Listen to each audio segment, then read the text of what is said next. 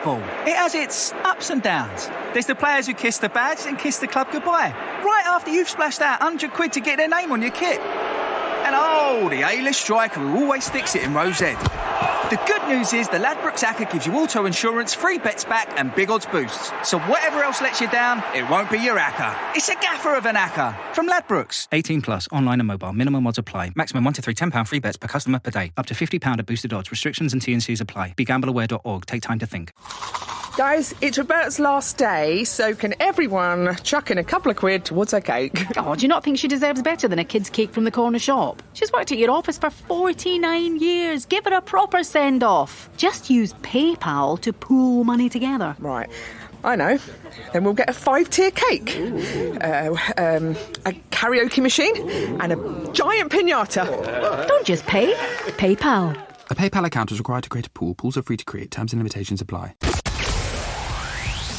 The Clyde One Super Scoreboard podcast with Lookers Group. Extra 12 months warranty and RAC breakdown cover on every used vehicle. Terms and conditions and exclusions apply. It's game day, and this is the home of Scottish football.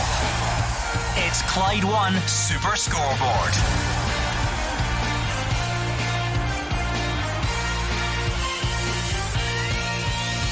Good afternoon and welcome to Clyde One Super Scoreboard on one of the best days in the Scottish football calendar. Yes, it is Scottish Cup 4th round weekend where shocks can happen. Will we get any today? What a fixture card. We've got 2,500 Clydebank fans heading through to take on Hibs. We've got the likes of all Premiership ties. St Johnstone against Motherwell. Could Elgin upset Aberdeen? Queen of the South against St Mirren.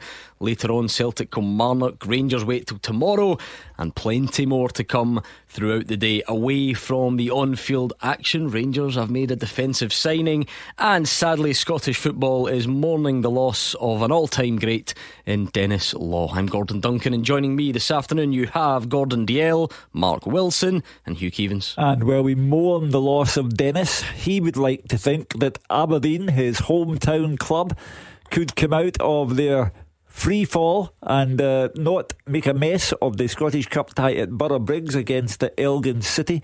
Jimmy Tilleen really cannot afford any slip-ups there. Brendan Rodgers says what happened in Dundee on Tuesday night was a natural bump in the road. Well, the next obstruction is Kilmarnock, who cost Celtic the treble last season. Celtic have to be careful in that match, and I'm glad that we've sent Fraser Wishart to Easter Road for Hibs versus Clydebank, because he has worn the Bankies shirt. It was too heavy for him, but he's there anyway. It's the weekend that we all love in Scottish football, and why wouldn't you? Where, you know, fairy tales are made and clubs can survive for years off the finances if they manage to get through and pull one of the big guns out. And you know, you've got some David versus Goliath ties in there. I wonder if there's a shock. There's always seems to be one shock somewhere along the line. I wonder where that's going to be today. Yeah, I love the Scottish Cup. I think everybody does. It's the excitement. It's seeing the wee teams against the big teams. It's trying to get yourself into a draw, sitting there watching the TV Monday night. The draw will be after the Dundee derby, but you've got to get the result. You've got to get yourself in the hat, and I think we'll get plenty of entertainment this afternoon. It is genuinely so special though, Hugh, because it's something I think, for all we get wrong here, Scottish football should be really proud of. We still value this competition really highly. For the big teams, it becomes part of a potential treble. For the tier below, it becomes maybe one of your only chances of silverware, and for the rest, it's a chance to dream. Well, we watched last night as Brecon City took the lead against Hearts, and I thought to myself, you cannot be second bottom of the league table and go out of the Scottish Cup to a Highland League club. Well, Hearts showed what you have to do. You have to get professional under those circumstances, and they scored 4 times. Now when Aberdeen go to Borough-Briggs, they have got to bear that in mind. It's no good saying, Jimmy Tilleen started the season in scintillating fashion. He is having a nightmare now, and an elimination from the Scottish Cup would be a disaster for him on a personal level. And as for the Bankies, they're going to Easter Road not having been a football club 25 years ago. They're going to celebrate the fact that they regained their existence. Can't wait. So many good ties to look forward to. We've got a good few featured matches for you, so sit back and enjoy. Let's go to Easter Road first. How could we not? We had the Clydebank manager Gordon Moffat on the show last night. We had a fan who pulled Hugh Keevan's pants down on Beat the Pundit last night as well. It is all set up for a big weekend. Let's speak to Fraser Wishart. Yeah, it's a huge weekend, as Hugh says. I had the privilege of playing for Clydebank tail end of my career. In fact, 25 years ago, almost to the day, I played in this tie. It was Hibernian against Clydebank, the last time the two teams met. We were in the championship, heading towards administration. Hibs had the likes of Frank Soze, Russell Latipe, Kenny Miller, Paul Hartley, John Hughes, and we managed to get a draw here, one each. So I still remember that day well. And of course, sadly, as Hugh says, ended up in the demise of Clydebank. But they are back, and they're here, and they're going for a pre-match meal, and there's 2,500 supporters going to be here, and they're going to enjoy their day because the home side are in great form, unbeaten in 7 league games, 5 wins, 2 draws. David Gray manager them unscoring goals, but as you're talking earlier about the Scottish Cup, we still like this round, and today's story is about Clydebank on the 6th tier of the pyramid. Wins against Keith and Bucky have put them in the 4th round, and they'll be absolutely delighted because for the players, away to a Premiership club playing at a big ground against top players. For the board, a huge payday. Big support here from Hibs and from Clydebank will be putting money into the coffers. For the fans, a day in Edinburgh, and I said some 2,500 fans here, incredible support.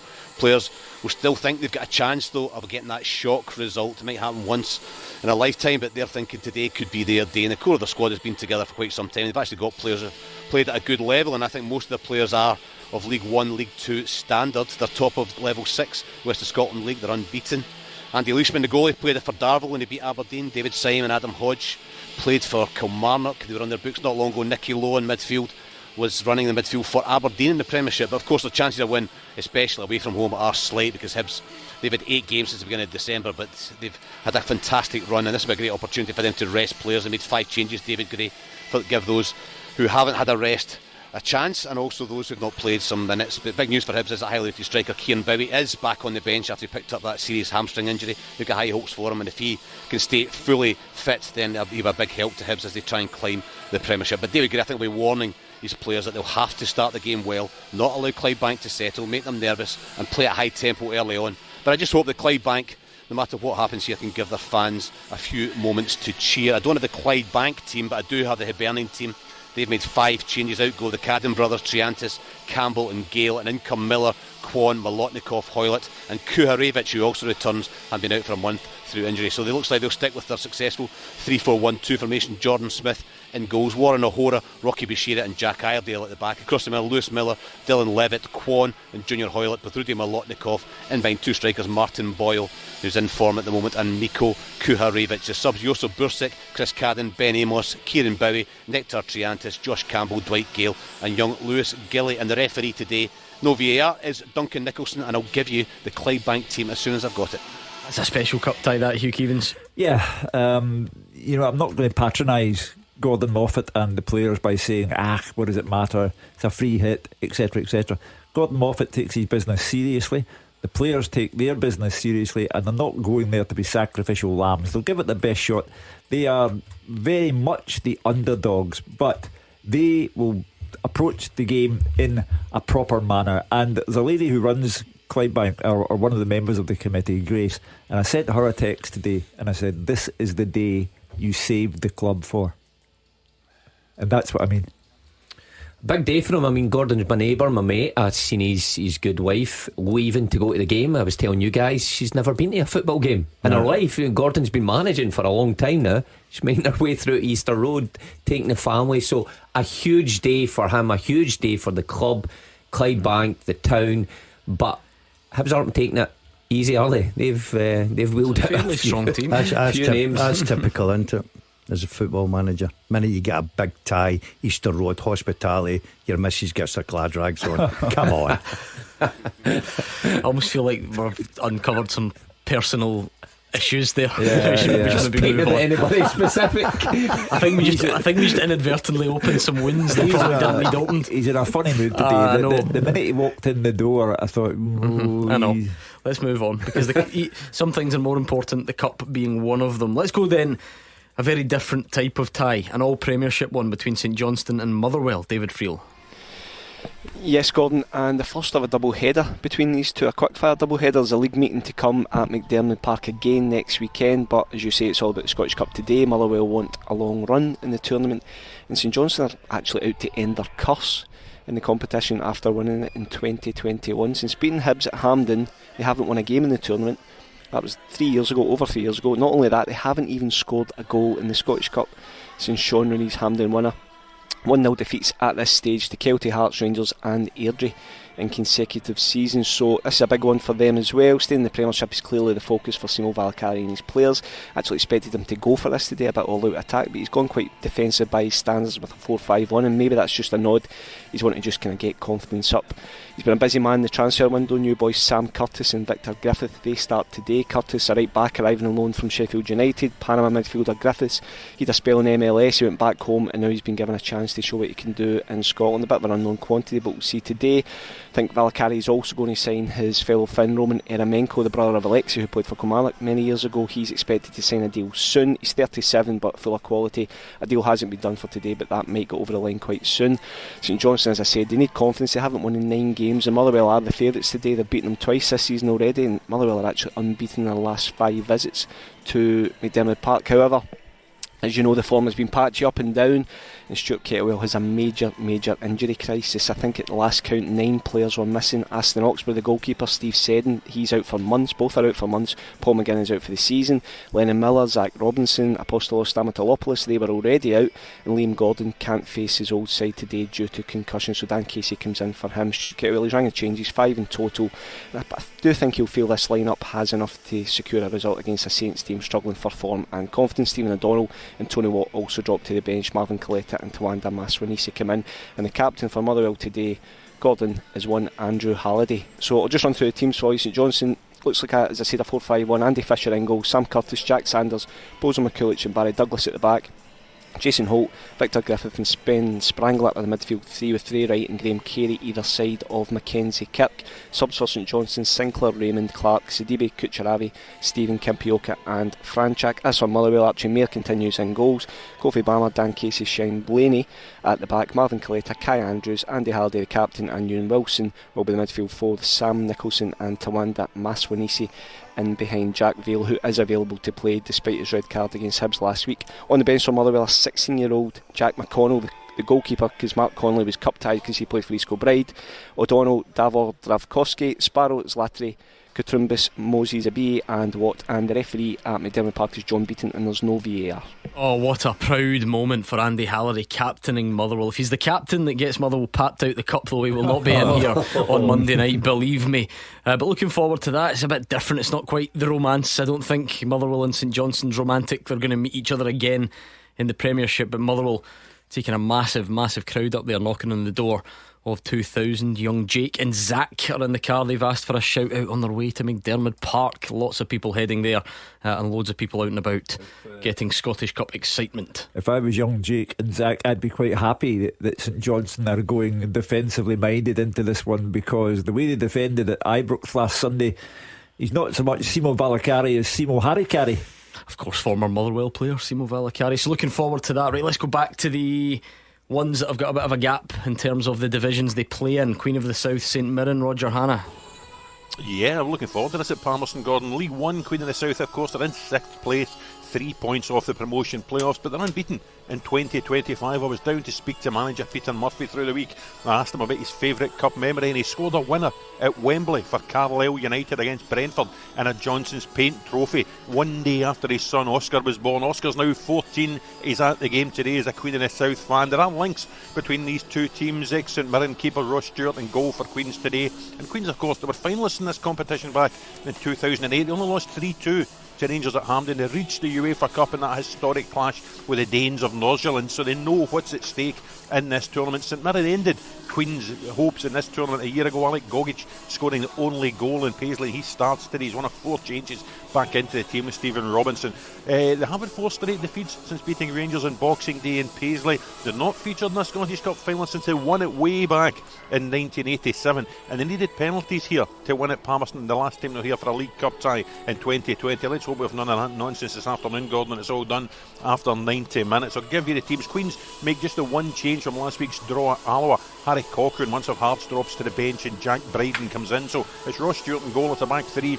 Michael Hewitt, Matty Douglas and Jack Hanna. Across the middle, Kel Doherty, Benjamin Lucent, Jack Bryden, Rhys Lyon and Oscar McIntyre. And the front two of Brennan Dickinson and Adam Brooks on the bench. Bowie, Cochrane, McKechnie, O'Donnell, McIntosh, Walker and Bryden. That's for St Mirren, as I say, 4 changes from the side that lost at home to Dundee United last week. Out go Buomono, Taylor, Eduwo and Kiltie. In come Gogic, Smith, Olusanya and Callum Penman. A first start at right wing back for the 17-year-old homegrown prospect, born May 2007, just a few days before the cup was won by Celtic. John Joel Perrier Doumbé scoring against Dunfermline, if you remember. That's the Mirren team. Zach Hemming in goal. The back, Ryan Marcus Fraser, Alec Gogic, Alec Iacovitti. Across the middle, Callum Penman, Killian Phillips, Mark O'Hara, Ocean Smith and Scott Tanza. And a front two of Mikael Mandron and Toyosi Olusanya. On the bench, Urminski, Taylor and John, Boyd Munce, Kiltie, Edowu, Oseni and Mooney. And the referee, a new name to me, Gordon, Ryan Lee. Looking forward to that one as well. I'll get all the guys to pick a shock at some point before these games kick off. And speaking of which, Aberdeen have been scarred in previous seasons. They're not going well in the league and they're heading to Elgin. Dave Galloway is there. We always have upsets in the Scottish Cup, Gordon, and the spotlight is shining very brightly indeed on Aberdeen, without a win in 12 matches and desperate for a boost. Manager Jimmy Tilleen reckons the Cup can create dreams, but it can also create nightmares. The Dons' Darvel disaster of 2023 springs to mind. The pressure is on, and if ever there was a must-win match, then this is it today for Aberdeen. But League 2 high flyers Elgin City have nothing to lose on a huge day for them, and they'll know a good start can make the visiting fans restless and further unsettle the Dons players, whose confidence has been hard hit by the dreadful run they're on. A very intriguing afternoon lies ahead. Taking a quick look at the teams then, and Elgin City just make the one change. It's Cairns in for Gavin, so they will line up Aidan Glavin in goals. It's the back four of Owen Cairns, Kyle Gervin, Brian Cameron and Lyle Booth. The sitting midfielders are Lewis Hyde and Mark Gallagher. Then further forward, Cian Leslie, Russell Dingwall and Ryan Sargent, with Dejon Golding leading the line. The substitutes are McHale, Parton, Glavin, McDonald, Fraser and McDonald. That's it. Oliver McDonald and Liam MacDonald. Aberdeen, well, a terrible display against Rangers, and Jimmy Tilleen has made no fewer than 6 changes to his starting lineup. The men dropping out are McGarry, Shinnie, Keskinen, Clarkson, Ockles and Nisbet. In come Polvara, Duke, Morris, Jensen, Ambrose and Rubizic. So they will line up Ross Doohan in goals, a back four of Nicky Devlin, Christers Tobers, Slobodan Rubizic and Alexander Jensen. The sitters, Sievert, Helton and Nielsen and Ante Palaversa. Then it's Duke, Dante Polvara and Shayden Morris, with Peter Ambrose starting, leading the attack for the Dons today, whose substitutes are Ritchie, Shinnie, Nisbet, Clarkson, Gay, McGarry, Ockles and Dorrington. The match referee today is Callum Scott, and there's no VAR. So many other fixtures to look forward to as well. Those are your featured matches on here. But if you're talking about teams playing in totally different levels, Broxburn Athletic welcoming Ayr United, a bit closer. Cove against Forfar, Dumbarton are below Airdrie, of course. Dunfermline, Stenhouse, Muir, Hamilton Accies, Musselburgh, a bit of a gap between those sides. Queen's Park, Montrose, Ross County, Livy, and later on, of course, is Celtic against Kilmarnock. I'll get the guys to pick a shock. Why don't you tweet us? Let us know what your shock is for today at Clyde SSB. And as always, at this stage on a Saturday, we take a look back at some of the week's biggest talking points next. The winning team all season long. This is Clyde One Super Scoreboard. Hugh Keevins, Mark Wilson and Gordon Dalziel in the studio on Scottish Cup 4th round day, one of the highlights of the Scottish football calendar. We've already given you team news from our featured matches. I want you to tweet us, let us know where your shock is today at Clyde SSB, and we will get the thoughts of the pundits as well. We always do tend to look back on the week's biggest talking points at this stage on a Saturday, and I'm afraid to say, Hugh, it definitely starts on a sad note. We were on air when we had the breaking news last night about 7:30 that Denis Law had sadly passed away. You gave a very moving tribute, has to be said, that has been shared widely and appreciated widely on social media. I wonder how you feel now, or how you reflect on it now, waking up this morning. I must say, mind was in turmoil when I got up this morning, but I've come to the conclusion that Denis Law was the man who cornered the market in charisma. He lit up every room that he ever walked into, and he lit up every football ground that he ever played in. And therefore, today I'm concentrating on the positives about Denis. He was the first Scottish superstar. He is a big player in the minds of people who were not born when Denis was playing. He is the emblem, if you like, of the Scottish national team. And therefore, I think only positively. I think that Denis will be looking down on Jimmy Tilleen and the Aberdeen players today and saying, come on. And that's the way I want to remember him today. When you put the piece of paper under my nose yesterday in the SuperScoreBoard studio, and it simply said Denis Law, and I knew what you meant. I knew there was no point in asking you, what about Denis Law? I knew what you were going to tell me. And it was a shock there and then. But today, positive thoughts. He was the man who lit up the 60s and the 70s, and I'm glad he got at least one World Cup in a Scotland jersey. I was very fortunate to meet him, Gordon. I know that I like to exaggerate a little bit, but this is a true story. It's never good when you have to start it like that, is it? No, carry on. When I went to Manchester City on the Thursday, St Andrew's Day, to speak to Billy McNeil about a possible move, and I sat outside his office and I turned around and Denis Law was sitting right next to me, and I could not believe my eyes. And he was absolutely brilliant, chatted away like he knew me for years, knew everything about me, blaring away about the club, talking about the city, talking about everything. He was such a gentleman, such, to sit there with such a hero and just treat you like a normal person. Absolutely brilliant. And he'll be sadly missed, because Hugh's right, I do remember him as a player. I remember his famous goals, Man City against Manchester United. He was a brilliant talent and a fantastic ambassador for the game. I suppose, Roger Hannah, that in itself highlights the impact that was made, because Gordon Dalziel remembers and Hugh Keevans remembers, but loads of people won't. It was a long time ago when Denis Law was in his pomp, and yet still the outpouring, the reactions, the emotions everywhere in the last sort of 20 hours or so probably just tell their own story. Yeah, they do, Gordon. What I would say to those people who don't remember Denis Law is, go and take 10 or 15 minutes and Google him, and go on to YouTube and look at some of the goals and look at some of the interviews. This was the only Scot to win the Ballon d'Or. He won a European Cup with Manchester United, and he's part of that holy trinity with Bobby Charlton and George Best. Only Charlton and Wayne Rooney scored more goals for Manchester United than Denis Law did. No one scored more goals for Scotland than Denis Law did. Even to this day, his last cap was over 50 years ago, Gordon, and still no one has eclipsed the 30 goals he scored for his country. He played in a World Cup. He scored iconic goals. He scored the goal for Manchester City that relegated Manchester United in the mid-70s. Imagine that nowadays. He was charismatic on the pitch, he was charismatic off the pitch, and it's a huge loss for Scottish football, and I think everyone's condolences are with the Law family today. Yeah, I mean, Fraser Wishart's someone who didn't play club football in this country, and yet, sometimes there's an out of sight, out of mind element to that, but clearly not in this case.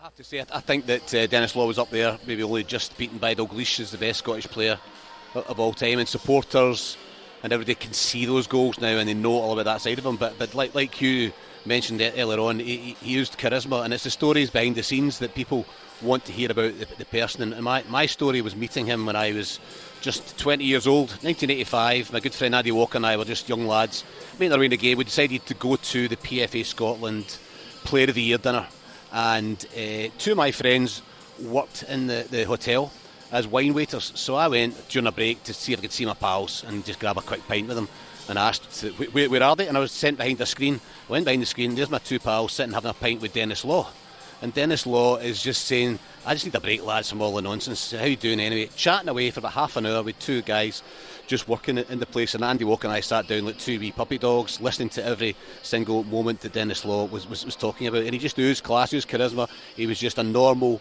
really good person who knew that the benefit and knew what him as a person being positive and speaking to these guys would do. So that's my story. Privileged to meet him half an hour when I was 20 years old, but as a player he was absolutely wonderful, and my thoughts and the thoughts of PFA Scotland as a union are with his family. But there's good memories out there, and like you was saying and Roger was saying, go and watch them if anybody hasn't really seen him playing. What a player he was. And I think I'm right in saying Roger Hannah, although I'm just double checking that it's across the board. Are there going to be sort of marks of respect at the Scottish Cup ties today? My understanding is yes. I think Manchester United are also planning a major mark of respect to him tomorrow. They play at Old Trafford against Brighton in the Premier League. I would imagine the SFA would have something planned perhaps for the next Scotland game, because they don't really come much bigger than Dennis Law. Yeah. So Dennis, we've agreed the greatest. There's nothing much left to be said about Dennis. His passing is extremely sad. I think it's a good thing that Rangers are at Old Trafford on Thursday, Europa League match, because it will give... Manchester United are based on three Scots. Three Scots created the modern day Manchester United. Sir Alex Ferguson, before him Sir Mark Busby. Dennis didn't get the knighthood that he deserved, but he is the king of Old Trafford, and the Rangers supporters, I'm sure, will look at the statues of Dennis at Old Trafford on Thursday, appreciate that he's a fellow Scot and what he did for the game. And to underline Fraser's point about Dennis sitting down with the two wine waiters, Dennis came from very, very strong working class roots in Aberdeen. His father was on the fishing boats, mother worked hard, 7 children. The upbringing would have been loving, but would not have been luxurious. And Dennis always respected working class roots and was happier with the wine waiters in the hotel than he would have been at the top table. That's the kind of person he was. How much of a privilege was it for you? You mentioned last night you used to write his column in the newspaper. You've done a lot, you've seen a lot. How much of an honour was that for you? I was thinking a lot about that last night, Gordon, because I was a young man then. I enjoy all the jokes now about being an old guy, and that's fine. But I was a kid in journalistic terms when I was sent down to Manchester to meet Dennis. And for me it was just sensational to be given that chance. And he's a highly opinionated man, but again, when the time came for him, he was poached away by another newspaper, and he was apologising to me on the phone, and I'm thinking, Dennis, don't apologise to me. Every day that we did it, every weekend that we did the column was an absolute privilege for me, and those are the memories that I'll take with me.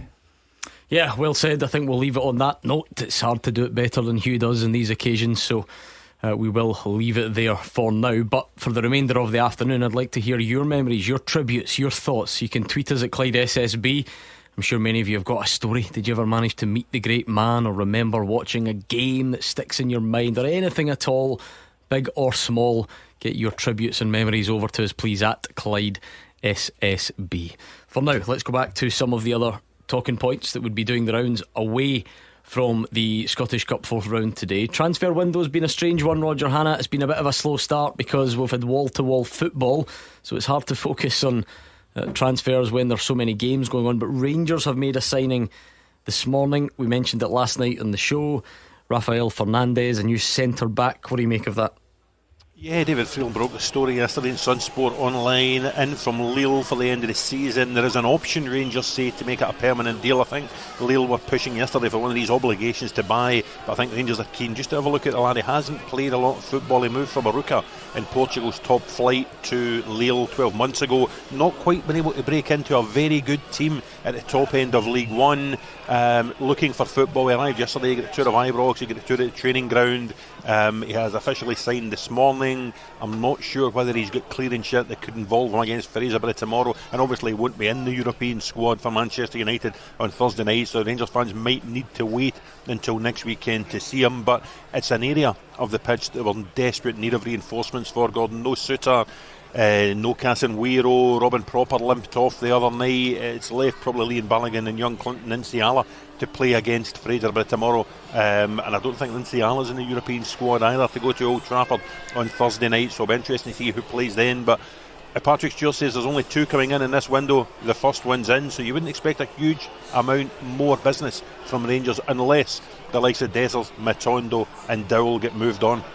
Yeah, David Friel, Roger Hanna's write your name on the story. Was that always going to be the area of the pitch that Rangers targeted first? Yeah, I think so, Gordon. If you just look at the amount of players that are either struggling with injury, I mean, I think Clinton and Ciala's done really, really well, but you know, I do think Philippe Clement, it does make sense for him just to strengthen that, especially John Suter, you know, showing no signs of coming back anytime soon. Yeah, it's an interesting profile, and to be perfectly honest with you, I think it's just further confirmation of the shift in Rangers transfer policy. You know, there have been talk of guys like Johnny Evans potentially coming in as a stopgap, but Patrick Stewart was pretty clear last week when he said every signing would have the long term in mind, you know, about long term benefit. And I think the arrival of Fernandes just sums that up. As Roger said, we were looking at his background, and he ticks every box. You know, he's a guy who won his move to France. There was a lot of interest in him this time last year. It's never worked out for him at Lille, but that's no disgrace, and he's clearly got attributes, you know, very big, physical, fast, and I think Philippe Clement feels he's one that can go and develop at Rangers, and as I said, it fits into the profile of Rangers buying younger talent who maybe some of them have lost their way a bit. You know, you look at Inciala going to AC Milan and then coming back out to sign for Rangers, and you see his potential just now. So yeah, it looks a solid signing on paper, but the proof is obviously to see how he does in the coming months. Yeah, Fraser Wisher, the deals that are structured in that way probably make sense, particularly to Rangers, don't they? The loan with the option to buy. I think we know Rangers don't have loads of cash to throw around. Once the obligation to buy is stuck in there, it can be a bit sticky, because there's an ongoing debate right now about Oscar Cortes. There's an obligation to buy. He's injured a lot. Have we really seen the best of him? So you can understand why Rangers have pushed for this type of deal. Yeah, sometimes they're structured that way, Gordon, so that the final fee is not in this current financial year, it's in the next financial year, and that's where Rangers are stuck now with Oscar Cortes, with the fee eating into next year's transfer budget already, even though he's here. But for Fernandes, I can understand why Rangers would want him on loan to have a look at him. He's 22 on the paper, signed by Lille, 3 million, but they're trying to get rid of him, move him on, so that's maybe a wee bit of a concern. He's only played 13 top level games for Arouca in the top league in Portugal, so I can see why Rangers want to have a look at him. On paper, yeah, okay, but he's 22, you know, he's not a young kid, and he'll be expected to come in and hit the ground running if he's playing, because there's some big games for Rangers between now and the end of the season. So yes, I can see why it's a loan first and stay away from the obligation to buy, because if he's not great, then you have to still pay the fee in June or July or whenever that kicks in. So I can see why Rangers want him on loan initially, and he's certainly needed because he's got so many injuries in that position. And maybe on the other side of the city, Roger Hanna, a reminder of just how volatile transfer business can be, because Celtic were linked with... At William Hill Vegas, we're bursting with entertainment. Introducing V-Play, where revealing rewards couldn't be easier. Play your usual slots and table games featuring the V-Play icon, and when the V-Play bar's full, you're ready to spin the wheel for cash prizes. V-Play, only at William Hill Vegas, bursting with entertainment. For GBP online accounts, use cash balance to play. Chance to spin and win prizes from 30p to £1,000 randomly awarded. Spin and claim within 7 days. T&Cs apply. 18 plus. Gamble aware. Cappuccino for Kristen. Oh, sorry, mate. I've forgotten my card. All right, of course you have. Third time this week, just saying. I'll get the next ones, promise. No need. Oh, thank you. You can just send me £4.70 with your PayPal app. For your double shot oat milk skinny caramel latte with extra foam. Oh, don't forget my sprinkles. Don't just pay. PayPal. A PayPal account is required to send and receive money. Raul Moro, a winger in Spain. I don't know how imminent it was, but there was certainly a link there. He takes a tumble last night, breaks his collarbone, is out for 10 weeks, and presumably won't be signing for Celtic or anyone else this window. Yeah, I think Ajax were very keen on him as well. Celtic had an interest. Brendan Rodgers hasn't hidden away from the fact he'd like to bring in at least one new winger in this transfer window with the injuries he's got in that area. Morrow was one they looked at. £8.5 million was spoken about as the fee. Real Valladolid is a club that's owned by Ronaldo. He was having to sanction any deals, but there will be no deal for Raul Moro now, out for 10 weeks. And if Celtic's interest is to be genuine and real, they'll have to wait till the summer. We'll park that for now because we have huge Scottish Cup ties to look forward to. We have 5 featured matches today. We've got plenty others going on in the background, some later, some tomorrow, and we go back around the grounds next. So get your thoughts in. Where is your shock today? Send us a tweet at Clyde SSB and I'll read some out next. Action as it happens, and your reaction from 5 on the open line. This is Clyde One Super Scoreboard. Hugh Keevins, Mark Wilson and Gordon Dalziel are looking forward to an unbelievable day of Scottish Cup action. Really looking forward to it. We've got the top team round the grounds. We always ask the question, where is the shock coming? Is there going to be a shock? I'm going to start with you, David, Roger Hannah, because you're Queen of the South, St Mirren. It could be you. Will it be you? And if not, where?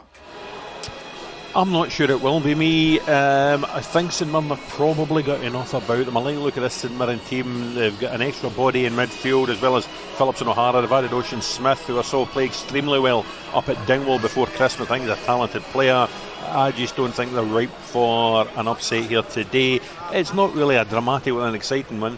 I quite fancied Dumbarton to beat Airdrie today. Division between them, I think they could add to Rhys McCabe's problems. No, my rules are very clear. As long as they don't play in the same division, it counts as a shock. Those are the rules. And obviously if someone was to beat Celtic or whatever within the same division, it would still be a shock.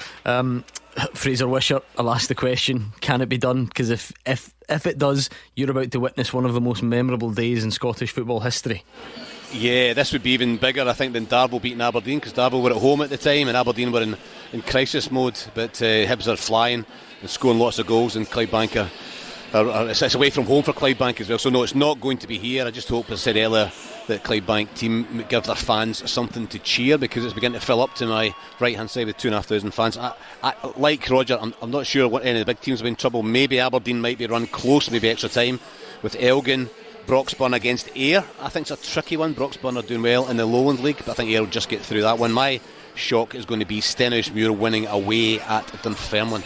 Oh wow, Mark Wilson's nodding. A first. I was going to pick that. Yeah. Michael Tidser just in the door. The club's been taken over as well. Stenhousemuir away. Stenny flying high. Yep. The division below Dunfermline sitting there on I'll pay 10th, myself 9th. if that happens. Why? But hold on. It's not going to happen. Why are you so against that? It's not going to happen. Hey, Grumpy. Shut up, you. Based on you done your damage when you were 20 around that PFA, probably backstabbing the guy who was the top man to get yourself in. Never mind that Dennis Law story. I know what you were up to. It wasn't then. 15 years later, yes, but not then. All of Fraser's stories revolve around PFA Scotland dinners, you will notice. So why are you so against Stenhousemuir? Nah, I don't fancy that at all. Yeah, give me something, back it up. I think Dunfermline will scoosh it. Not quite what I meant, but anyway. What's your one then? You listen, sit back and take this on board. Musselburgh to beat Hamilton. You heard it here for top of the league. What Musselburgh. What league? The East. Over the East. I won't let you away with that. You are actually correct. Thank you. Seriously fancy? Yep. Musselburgh. Yep. If it had been in Musselburgh, I would have fancied it, but not at the Accies. And I don't think it will be a Musselburgh or a Steny or a Broxburn against Ayr, or, sad to say, the Paper Hankies in Edinburgh.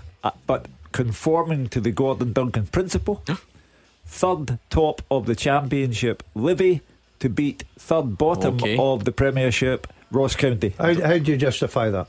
Because David Martindale this is the very task that he loves.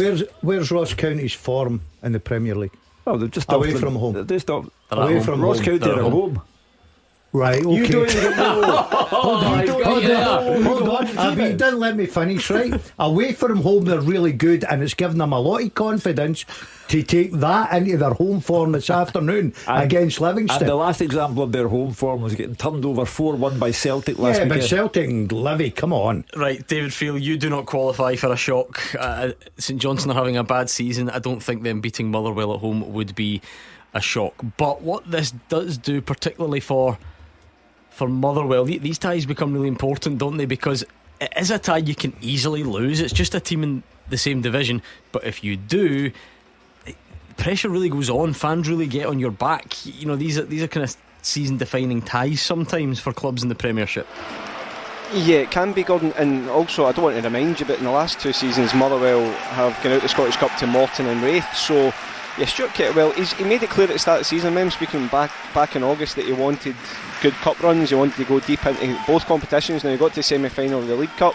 I think he'd be looking for the same. And when you look at the other ties, you know, if Motherwell can get through this today, then you never know, they could get a lower league team in the next round, and then suddenly you're into the last 8 and, you know, things open up to you. But yeah, it's a huge game, and especially, you know, as I said, it's been patchy form for Motherwell. They don't have the problems to seek in terms of injuries, but against a pretty poor St Johnstone side, I think he'll feel that they have more than enough to go and get a win today. It sounds like that travelling support making quite a noise. Is there a fair few of them packed in already? Yeah, they're already packed in all this. It's also the loudest PA system I think I've ever heard at McDermott Park. But yeah, there's a huge travelling support for Motherwell. And again, just to feed into what you're saying, Gordon, it just kind of makes it even more important for Stuart Kettlewell and his players. You know, these fans are coming up here because they probably expect a win. Got a good record here. They've got a good record against St Johnstone last few games. So yeah, huge game for Motherwell. Listen, look, I think they're obviously going to be safe in the league. They're pushing for the top 6, but this is a huge chance to maybe go start a deep run into this competition. From memory, Fraser Wishart, we didn't actually get the Clydebank team off you. We had the Hibs team earlier on. So who are the 11 men that are hoping to cause one of the great shocks? The 11 men are in a 4-2-3-1 formation. Andy Leishman is in goals. Adam Hodge, David Syme, James Grant and Danny McKenzie at the back. 2 in midfield are Dean Cairns and Nicky Lowe. Lee Gallagher, skipper Nicky Little and Craig Truesdale behind the striker Kieran Mulcahy. The subs Connor Keeney, Daniel McKenzie, Jimmy Darragh, Liam McGonigal, Keir Sampson, Ben McLernan, Christopher McGowan and Jay Gibb. There we go, the chance to be heroes, Hugh Keevins. Yeah, they'll be in great spirits, the Clydebank fans. The importance of this for them is that Clydebank used to be a force to contend with. I was thinking again last night that the last game that Rangers lost before appointing Graham Souness as manager, the Bankies beat them at Cobowie Park. You know, they were a club capable of doing that kind of thing then, and there was a great aura about that old ground, rickety old ground, but tremendous times. And then the club died, and people cared enough to put a team back in the town, and the town has responded today by turning out in such tremendous numbers. We heard from Dave Galloway giving us the team news from Borough Briggs a bit earlier on. Elgin against Aberdeen. You can understand why people are looking at that one, Roger Hannah, because of how poor Aberdeen have been, the fact that it's away from home. Elgin are going well. You throw in the Darvel memory, maybe that's impacting people's thoughts. What chance would you give it of being a shock in Borough Briggs? Well, there's always that chance. I mean, Elgin are going well, as Dave said. Aberdeen, I thought they were utterly dreadful at Ibrox in midweek. They are going backwards at an alarming rate. Jimmy Tillane does not seem at the minute capable of halting that slide. And if the worst was to happen for them, if there was a defeat for Aberdeen at Elgin today, it sounds ridiculous for a man who won, I think, 15 of his first 16 games. He's under pressure, Gordon. Can you see it, Fraser Wishart? I think it'll be close. I wouldn't be surprised it went to extra time, but I do think Aberdeen will get there because Elgin are at the top of their table. But like Roger, the form of Aberdeen is really concerning. I saw them play at Fir Park. They were really, really poor. Then Ross Doohan with that brilliant penalty save from George Grant got them a point. Then they were so poor against Rangers. He's been backed heavily in this window, Jimmy Tillane. Lots of money, transfer fees, high wages, bringing his own players in. Now's the time for the players to start delivering. I think they'll get through today, but it'll be close. Do you know what's really annoying me? Every week on this show We ask people to predict the outcome of football matches, and they never get it. You included, Gordon Dalziel, and all you have done is sat and scoff and narrow your eyes and shake your head at everything every pundit has said about how you think a game will go. What's your latest issue? You don't think it'll be close between Elgin and Aberdeen? Absolutely not. Listen, let me tell you now, there's worse managers lost their job up at Elgin than Jimmy Thiem. Let me clarify that. And also, if Stuart Kettlewell's in any problem at all, just turn round and speak to Davey. He'll give him a tactical insight to what he's got to do. So there's a lot of good results here today. Listen, your shock is at Hamilton. I told you he came in a weird mood. He is in a weird mood, and he's getting weirder by the minute. Because he's always in a weird mood, but this is different for some reason. I can't quite put my finger on it. Mark Wilson, Elgin, any chance? No. Yes. You've had the Boroughbride's curse before. We were getting changed in the barn at that time. I think things have moved on since COVID days. I did lose my job there, but Jimmy Thiem won't. The only thing that comes into contention up there is the pitch, the surface. How is after rain over the last couple of weeks? We saw Brecken's pitch last night, made it difficult for Hearts for large periods. If Elgin can do that, maybe the Aberdeen fans might go on the players' back, but you listen to that team that they've got out, I think they'll get the job. Okay, can we at least then agree that they will be a lot less confident about it now, Roger, than they were, say, when the draw was made, or with, certainly when the season started? Is it now at least looking a lot more daunting than it was previously? Yeah, of course it is. Listen, when the season started, they were rolling over better teams than Elgin. They went through that Premier Sports Cup group. I think they won down here at Dumfries, didn't they? They beat East Kilbride with several goals. They were beating everyone. They were winning week in, week out in the Premiership. I remember going to places like Ross County and winning, Kevin Nisbet scoring in stoppage time. They would have thought of Elgin as a complete easy draw, a path into the next round at that stage of the season. Now it has the potential to be a Scottish Cup banana skin. I'm looking at the rest of the fixtures to see if there's any at all that you have all overlooked, and as we said, if we've set the parameters that as long as they play in a separate division, it would qualify as a shock. Maybe not the most glamorous, but I don't know, Queen's Park, Montrose, that would technically would fill that criteria if Montrose were to go to the National Stadium. But I think you've probably mentioned the vast majority of the other ones, so we'll keep an eye. Given the kind of finance that's behind Queen's Park now, that would be a dreadful shock, I think. You question, Callum Davidson, who knows more about creating Scottish Cup history than Callum Davidson, a man who won the trophy for St Johnstone against Hibs, and not a soul in the stadium to see it. But no, Colvin Forfar, yeah, true. Don't fancy it, but I'm just throwing it out there for any of the lads out there that want to change their mind. I suppose we always talk about the financial benefits of this and what this could do to Clydebank as an example. Yeah. But maybe even a team like Dumbarton, if they could get past a poor Airdrie at home and then get a big money spinning tie, given that they're in administration. They need it. Yeah, they certainly do need it, and that's the beauty of the cup. That could keep Dumbarton afloat for years to come. So that's the pressure that's actually on those players' shoulders. I wonder if they feel it actually.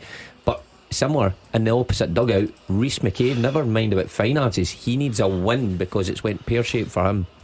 Oh, there he goes again. What is it? You get a problem with that prediction as well? Dumbarton ain't going to beat Airdrie. Right, okay. Well, I'll tell you what, why don't you just write down the outcome of every cup tie, because presumably you're going to get them all right, and then we'll find out between now and 5 o'clock. Well, I get a bit of credit for it if you can do it. Of course you will. Okay, because obviously I'm the only one in here with. Why don't you stick a tenner on it, gamble responsibly, gamble responsibly, and you might get more than credit for it. Well, having the Scottish Cup experience as a manager, okay, I'm not in David Friel's books, but having that, I know what it takes to get through Scottish Cup ties. Good, right, well, we'll see how all your predictions pan out when we return, because the 3 o'clock kickoffs are next. Scottish football's league leader. This is Clyde One Super Scoreboard. Hugh Keevins, Mark Wilson and Gordon Dalziel are here. You can stay in touch all afternoon at Clyde SSB as we move our way through the Scottish Cup 4th round. Give us your thoughts on where will the shock be. That's it. You only need to predict one game. Just one game. Where is your shock? Tweet us at Clyde SSB. And do you know what? That's all I'll do for you guys, because I'm sick of you. All season I ask you to produce an ACCA. You can't do it, so remind me of your one shock, and you have to pick one. Ross County to lose to Livy. Mark Wilson. I've went for Steny to beat Dunfermline. Gordon Dalziel. Musselburgh. Clyde One Super Scoreboard. Goal flashes. With M&D Green Pharmacy. Planning your holiday? Get essential health advice and medication before you travel. And just like that, we're up and running on what everyone thinks is one of the best days in the Scottish football calendar. How could you not? Where is your sense of romance if you don't love the Scottish Cup fourth round? Yes, it can have its moments when it's two teams from the same division and the ties might be a bit boring. If you're a Kilmarnock fan, I don't think you're buzzing at the thought of going to Celtic Park. If you're Motherwell and St Johnstone, you'll be sick of the sight of each other by next week. But how can you not love it? Fraser Wishart's just sent me a picture. Easter Road, we all know the stand behind the goal off to the right. The bottom tier entirely full of Clydebank fans, with even some spilling on to the top tier. Behind the goal at McDermott Park, full of Motherwell fans. I think they might be in a bit of bother, because was there not a story this week that the SFA will come down on use of pyro in the Scottish Cup? Well, I can see quite a bit of smoke coming out of that stand as well. The Clydebank team all getting a photo on the pitch with their kids. Oh, there, that's set him off. He is in a good up, but that's set him off. What's wrong with that? Oh, come on. Behave It's yourself. the romance of the cup. It's not, you're there to try and cause an upset. You know what I mean? You don't go out and start parading your kids and your grannies and your you know what I mean? I think he needs a social worker. I've come to that Needs more conclusion. than that. Let me ask you, see when you went, because you obviously spoke about your own Scottish Cup experience. Yeah. See when you were 3-0 up at Inverness and lost 4-3 Yeah, and I had was to get a police escort out the stadium. I bet you wished you had paraded kids on the pitch before the game. I was I wish I had never turned up. That's a hurtful day. Is that the Scottish Cup, was it? Yeah, mate. 3-0 up. I was thinking myself, I hope we got a home draw. 27th of January 2001. That's got the fourth round. That's got to go down as probably the worst day for a long while in my life. And you've had a lot of them. 3-0. I went in with that David Friel tactical genius team talk. I changed to a diamond like David would do, as he told Brendan to do in that final day at Celtic Park not that long ago. And all of a sudden, boom, 4-3. Oh, it was incredible, man. The Inverness goals, 54 minutes. So it's the old keep it tight, lads.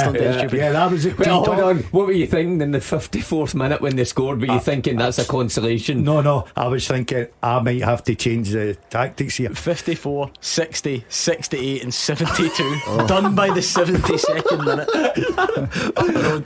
By the way, I was holding on for 4-3. I was quite happy to get put out 4-3. Right, Hugh, whilst we are in the early stages with no goals to tell you about yet, let's do this.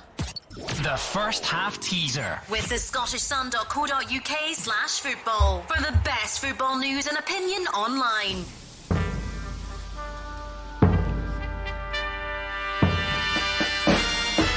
As we know, Scotland plays England in the Europa League on Thursday at Old Trafford, or is that Portugal? Amorim versus Belgium, Philippe Clement. So with that in mind, 6 men have been capped by Scotland since 1995 and played for Manchester United at some point in their career. Name them. 6 men have been capped by Scotland since 1995 and played for Man U at some point in their career.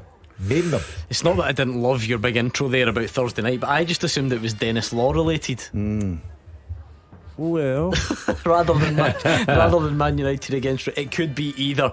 We've got a goal already at Easter Road. Oh no! With M&D Green Pharmacy. What do you mean? It could be the Bankies. Yeah. That was 1-0. Martin Boyle, 90 seconds on the clock. The kids had barely got off the pitch for the pre-match photo, and it is Hibs 1, Clydebank 0. They turned in a low Hoylett cross just a couple of yards out. He's been in really good form against Premiership defences, Martin Boyle. Yeah. Rangers found out about it, Motherwell found out about it, so no shame in Clydebank being on the receiving end, but a whole lot earlier than they would have hoped. If you're going to lose a goal early. That's right, Hugh. The kids are going, Mummy, can I go home? Can I go home now? Oh, because look, when you get a tie like this, we obviously always look at, can it be a shock, can it be a memorable day, and we almost overlook the fact that not only could Hibs win comfortably, more than comfortably. Could be a sore one. I think it though of your David Gray as well, and the big build-ups around Clydebank and how well they're doing, and can they make it an uncomfortable afternoon.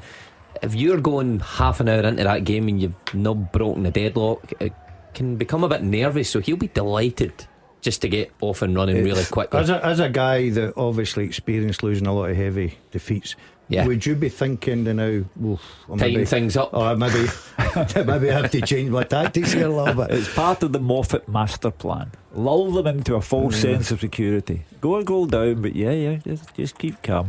Right, we've got a touch distracted with that early goal, but still at Clyde SSB, your first half teaser is up and running. So get your thinking caps on, because it is a race, remember. So we need one tweet with all 6 names on it, and you need to do it quicker than everyone else. If you can't think of all 6, that's fine. Just throw some names out there, see what sticks. 6 men capped by Scotland since 95 and played for Man United at some point in their career. Have you checked the question and the answer? Have you? I would like to know. Me personally? Yes. Absolutely not. Right, okay. Because the people in here can't do their job. You are very intelligent guys. Bear with me in this one. If I was born in Scotland at any time, am I Englishman, Irishman or Welshman? Am I? Honestly, right, am I? In the politest way possible. What are you talking about? On Thursday night, my Tondo is English. No. Yes, he is. How long have you been on this show?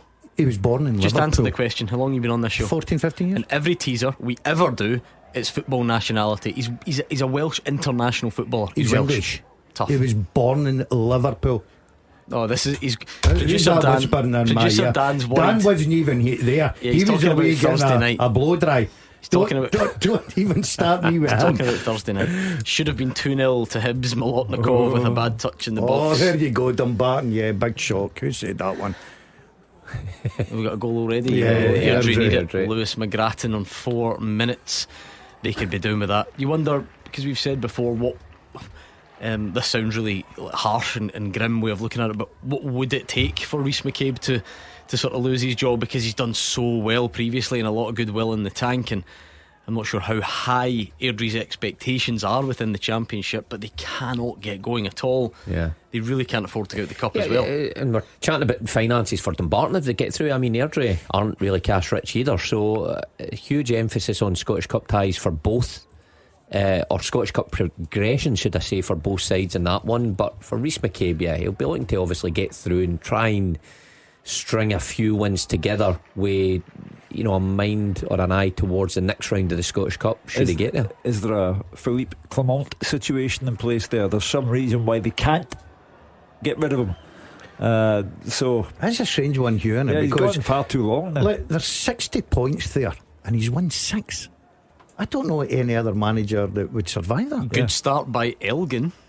Giving it a good go. Bit of a disrupted start for St Mirren. Alex Iacovitti off injured, Richard Taylor replacing him. So Elgin putting some dangerous balls into the box. Nielsen doing what he couldn't do at Ibrox the other night and clearing the ball away. In all seriousness, Roger Hanna touched upon the point. If, and I do understand it's a big if at the moment, but if Elgin knocked Aberdeen out, questions would have to be asked about Jimmy Tillin. I don't know if he'd survive that, would he? I know we revisit this all the time, but just since it is Scottish Cup 4th round weekend and we're just past the year anniversary, is Darvel Aberdeen the definitive cup shock for you? Yeah, without doubt. You can get topped all the, Berwick against Rangers, or Accies against Rangers, or Inverness, Cali, Celtic, Berwick, Clyde, Celtic, all that stuff. Yeah, Berwick, Hamilton against Rangers, Clyde against Celtic. They were all part of the SPFL. Or the SPL as it was then, but Darvel, I mean, that is just too far down. Goal flashes with M&D Green Pharmacy.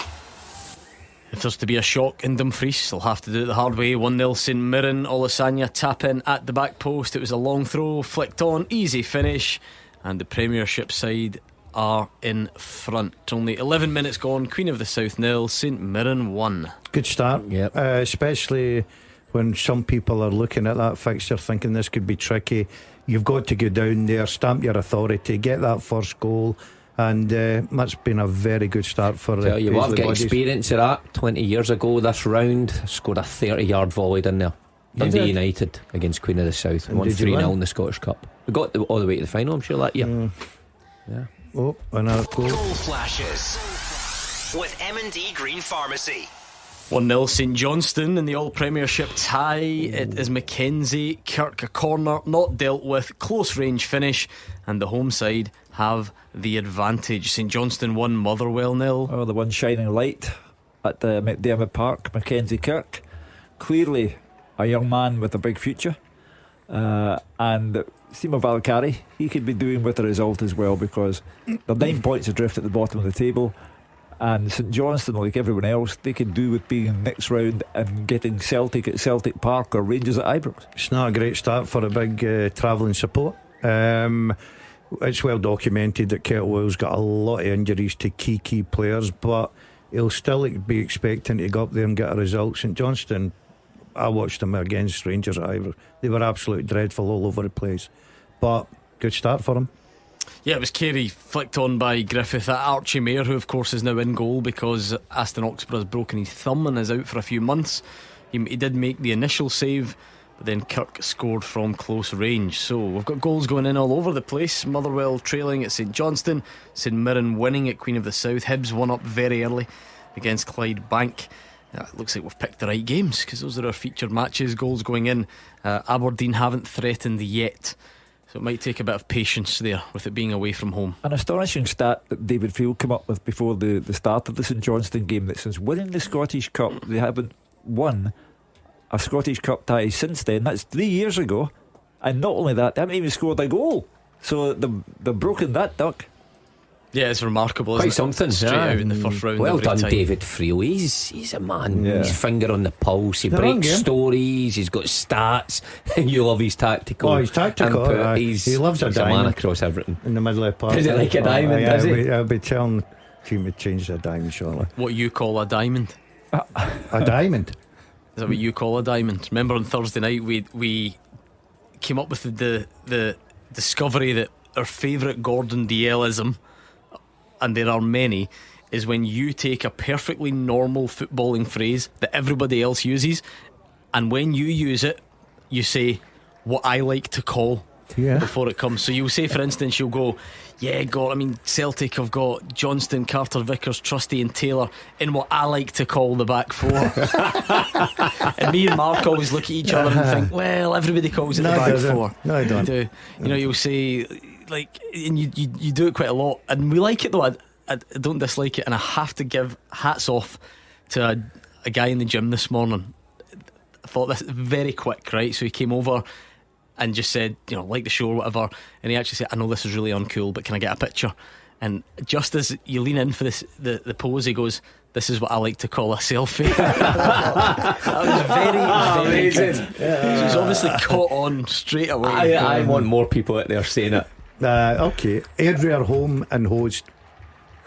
They are indeed. The Barton nil, Airdrie 2. What I like to call a 2-0. That's what I like to call Gavin it. Gallagher with what he likes to call a goal on the 11th minute. Oh, Motherwell struggling here. There's a chance for 2-0. Mayer saves from Griffith, low shot, and he should do better. That big travelling support will turn quite quickly, Gordon. Yeah, listen, it's always got to be difficult because of the injury situation, but you can't make that as an excuse. Motherwell have still got decent players. They've got a big squad there. The supporters have turned up in numbers this afternoon to give them as much support as they possibly can. They're playing against a team that's playing with no confidence, bottom of the league, can't buy a win. They'll need to show a bit of character, and they've certainly got that guy in the middle of the park, the leader today, Mr. Halliday, hoping that he will. Skipper. Yeah. We're calling him. Yeah, exactly. What I like to call the skipper. Yeah, what I like to call the skipper will lead them to victory this afternoon. I'm sure they'll come back from We do have some league games taking place today for teams that are not in the Cup. Stranraer have gone a goal down at home to East Fife. Speaking of which, I've had a number more Clyde fans have contacted me in the last 12 hours than the rest of the last decade combined, I think. Have you seen that incident from the Clyde game last night? No? I'm going to try and explain it, but it is genuinely quite inexplicable. So there's like a ball over the top, Clyde score, and the whistle goes. So the ref gives offside. The assistant doesn't appear to. I don't see a flag, but the ref decides it's offside, so he blows his whistle. Then there's a big hullabaloo, so he gives Clyde, the attacking team, an indirect free kick. Right. Then he changes his mind after more of a hullabaloo and just goes back to the offside decision. I've no idea. That's it. I don't know. I'd love to tell you more, but Paul Patterson and others sent me it last night. It's quite fascinating because the sort of beauty of it is you can't actually tell if it is offside initially, really, because there's only the one camera angle, there's no VAR, that sort of stuff. So why does he give the indirect free kick to Darrington? I don't know. So the moral of the story is he will be in charge of the next Old Firm game. Get the phone number ready. And you can just imagine the reaction. But that's what the Clyde fans are saying. If this was at the top level, it'd be all over the place and everyone would be kicking up a fuss. What about us? What about us poor souls down here? How did Clyde go last night? So it's I missed that one. Oh, did we not? You weren't watching? No, unfortunately. Who are they playing? Why not? I was watching Traitors. 2-0 down, 2-0 home defeat to Edinburgh. City. That's right. The young boy scored again. Is he on fire for Edinburgh? Motherwell toiling here, David Friel says. St Johnstone looking sharper. On refereeing decisions, you look at the North London derby during the week, and Spurs are due a goal kick, and the referee gives a corner kick from which Arsenal score. So there you are, the highest echelons of British football, Arsenal, Tottenham, and even there, incredible mistakes are made by the match officials, and they're not picked up on. Yeah, and VAR can't be used for that because it doesn't get involved in the restart of play. A blatant mistake leads to a goal that might, in the fullness of time, cost Ange Postecoglou his job. Yeah, I think that's quite a surprising one. I think it was in the summer I was speaking about this and I hadn't really thought about it, but as an example, see if someone takes a long throw into the box but it's clearly a foul throw. VAR wouldn't rule the goal out for that. Doesn't get involved in the restart of play. Why doesn't VAR? It's very simple. All they have to say is no, it's not a corner, it's a goal kick. That's what I'm saying. It's not in VAR's remit anywhere in the world. But why not though? Just because it only focuses on those. Is it 4 incidents? Goals, penalties, red cards, that sort of thing. So it doesn't. It's just not allowed. It's just not in its remit to do restarts of play. So goal kicks, corners, throw-ins. I suppose the way of looking at it, you've picked a good example of when it would be really beneficial. But if you're complaining that it takes too long already, imagine you start checking corners and goals. I understand. Goal kicks and all that sort of stuff. But it was so blatant, and there when you're down, you're down. And Ange Postecoglou is very down at the moment, and that was a real bad mistake. I suppose yesterday though, just confirming what we already knew. Did you see the KMI panel announced a recent set of results? No, you didn't, did you? Yeah, because I did. They got them all. They agreed with everything. They agreed with them all, so nobody pays any attention. It only makes Roger Hanna and David Friel will tell you makes newspaper headlines when there's a perceived mistake. Dundee United won the penalty. Surprised at that? I told you. I think people maybe on that one need to separate. Players if they go down easy, does it mean it's a mistake? I know the St Mirren fans or the Dundee United fans, all thought it was a dive completely, didn't they? But is there probably contact on the leg? I told you, journalistically, dog bites man, no story. Man bites dog, story. Because another interesting one that was I saw, I think was it Dermot Gallagher on Sky sort of brought this up, and lots of Rangers fans were tweeting about it. The possible red card for Leighton Clarkson for the challenge on Yilmaz. The KMI panel 5-0 thought that was not a red card. They backed the original decision 5-0, so no issue there. And I don't know what would be the other headline ones. They also, because I know there was a bit of debate about this, brought up on the TV coverage the Ross County Celtic penalties, all that sort of stuff. They were all, I think like Mark said, they agreed with all of them, didn't they, from last weekend? So I heard the kerfuffle on SuperScoreBoard during the week from I think a Rangers fan who couldn't understand why Alistair Johnson hadn't been sent off. Was that discussed? I'm having a look through all these incidents. I don't think that. Were you there? This is weirdly. Where? At the panel. I'm not on the panel. Are you not? No. Do you not do things like that? It's something slightly. It's the only thing you're not in, apart from a steak pie. It's anonymous. I know you don't like this, but I don't like it being anonymous. I don't know what I would get for it, but if it's who are these people and Well, why if you were do on we it, all? right? If Partick Thistle on the top flight and you're on it, and then you go and say that Partick Thistle, Yeah, but that's what I mean. Is it football coaches? Is it ex-football players? Is it ex-referees? Is it just somebody that works in the buses? Is it, I don't know. Or you're on the it's ex-football right, people. okay, But right. you're on the panel. Yeah. You've given 10 decisions against a certain team. You go in for a job interview at that club next week. I can understand why these guys. Yeah, that makes sense. Goal flashes with M&D Green Pharmacy. St Mirren 2-0 up. Olisanyha's header, Penman's cross. It's an easy finish again, and St Mirren well on top in Dumfries. Yeah, and what about the Penguins tip? Stenhousemuir. Dunfermline 1, Stenhousemuir Also 0. my tip. I'm not a Penguin, am I? Just to clarify. The Penguins sitting at Easter Road. Broxburn 0, Ayr United 1. Oh, Some yeah. people were maybe looking at that as a potential. The lad on one Nothing. from Celtic, is it? Yeah, I think so. None of them on the cards yet. Aberdeen finally showing some signs of life. Ambrose's header from Duke's cross has hit the bar. Well, they'll need to show even more signs of life because it's still 0-0, and the fans, they got a tremendous reception last week. Aberdeen Hearts, and maybe it's because Hearts had the penalty miss. It wasn't a miss; it was a fantastic save from Ross Doohan. But they get applauded off the park, Aberdeen, and they were atrocious. The match was live on television. They were abysmal, and they're getting clapped off. The support will eventually, I think. Hold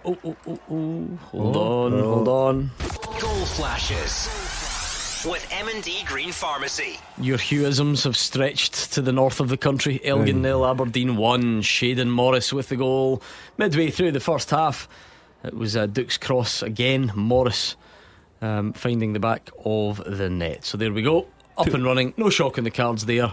That's got 4 written all over it here. Yeah. Written all over it. Yeah, I'd have to agree. I think that first goal's obviously crucial for the bigger team. Same way United just a few moments before. A lot of talk about the underdog and what they can do and making it difficult. But as soon as you get the first goal, it just settles your teammates' nerves a bit and you relax a bit into it. Demoralises the smaller opposition, and usually you do go on and get a second, third pretty quickly. Remind us of your teaser, Hugh, before the next goal goes in, because they're going in pretty quickly. Yes, well, I mistakenly represented this question as being about Rangers going to Old Trafford. It can be both. It can be whatever you want it to be. In honour of Dennis, 6 men have been capped by Scotland since 1995 and played for Manchester United at some point in their career. Name them. The most common incorrect answer by a mile. Kibo has thrown this name in. Mac Martin 96 has thrown this name in. Who else has got it? Just so I can erase them all. Quite a few people anyway. Yeah, James McGrory as well. Charlie Baer.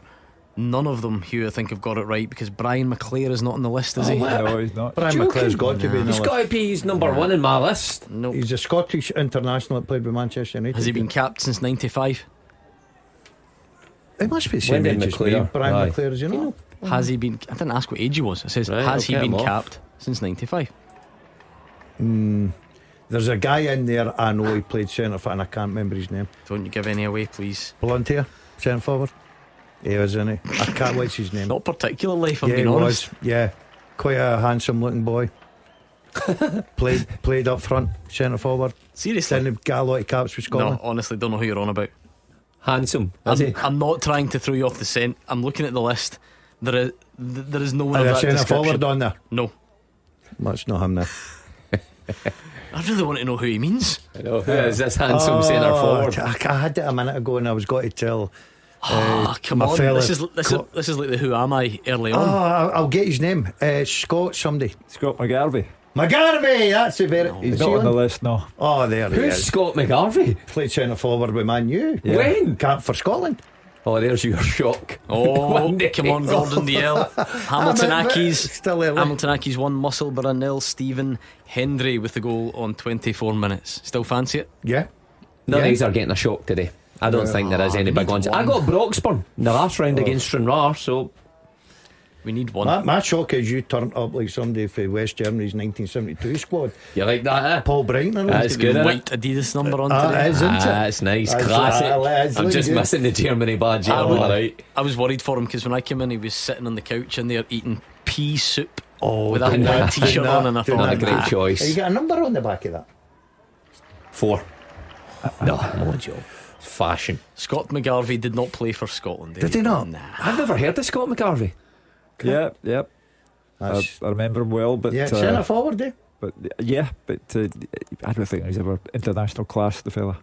No. Good number for the under 21s, to be fair. Yeah, you play with Manchester United first team. You've got an opportunity to play with Scotland. When they get relegated. It doesn't matter what league you're in. Anyway, get the rest of the answers in at Clyde SSB. Let's see how quickly you can do it. There is a bit of a race on. No Brian McClare. That's the most common one that people are falling for.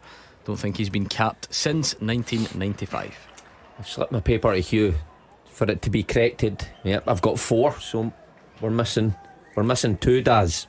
We're missing 2. One was McClare. I was convinced he was on it. Let's see your. Let me see. Okay, no other goals going in at the moment to tell you about. Don't forget, Celtic fans, we won't be staying away for too much longer. We'll head to Celtic Park this afternoon. We'll get some team news as well and see what team Brendan Rodgers goes with ahead of the Champions League this week as well. And interesting for me, to what extent does Brendan Rodgers look ahead to young boys Champions League Wednesday night at Celtic Park? You know, he described what happened in Dundee on Tuesday as a normal bump in the road, but it was a fairly substantial bump in a variety of ways. So I'd be interested to see how much attention he's paying to the next game and planning this one with an eye on the next one. Yeah, he said he was quite relaxed about it because they've got an extra day to rest, he said. Yeah. Didn't think the Saturday, Wednesday was too much of an issue. So we'll wait and see when Gabriel has the teams for us there. Don't forget there are league games on as well. I'm going to just mention this guy every week. Alan Troughton, he scored again. Back at it again. I was going to say 39 years of age. Is that his 5-2-0 up? Absolutely flying. Scoring for fun every single week on this show. Let's just find it easy at that level, eh? Just knows his way about the penalty box That's at what that happened level. to me in the Championship. It was too easy for you? Yeah. Why didn't you take the step up? Because I quite liked the easy way. I actually got some footage of you the other day. A footballer. Yeah, football. Or personal life. So this was what on Thursday apparently was on this day 1982. Oh, let me guess. As if you're going to get this. You don't know what you were doing yesterday. What was he up to? It must have been. So the 16th of January 82. Apparently, you scored for. You don't know what team? Rangers 2, Dundee United 0. Ah, what a goal! Ibrox. Have you got it there? DL and who was the other goal scorer? Derek Johnson. Cooper. Oh, Coop. I must have laid it on. So Roger Hanna sent me that very grainy footage. You'll need to show me. Send it on to me. I think the Rangers I love archives. seeing footage of this guy. 30-yarder. Back to goal, on the chest, onto the knee, boom.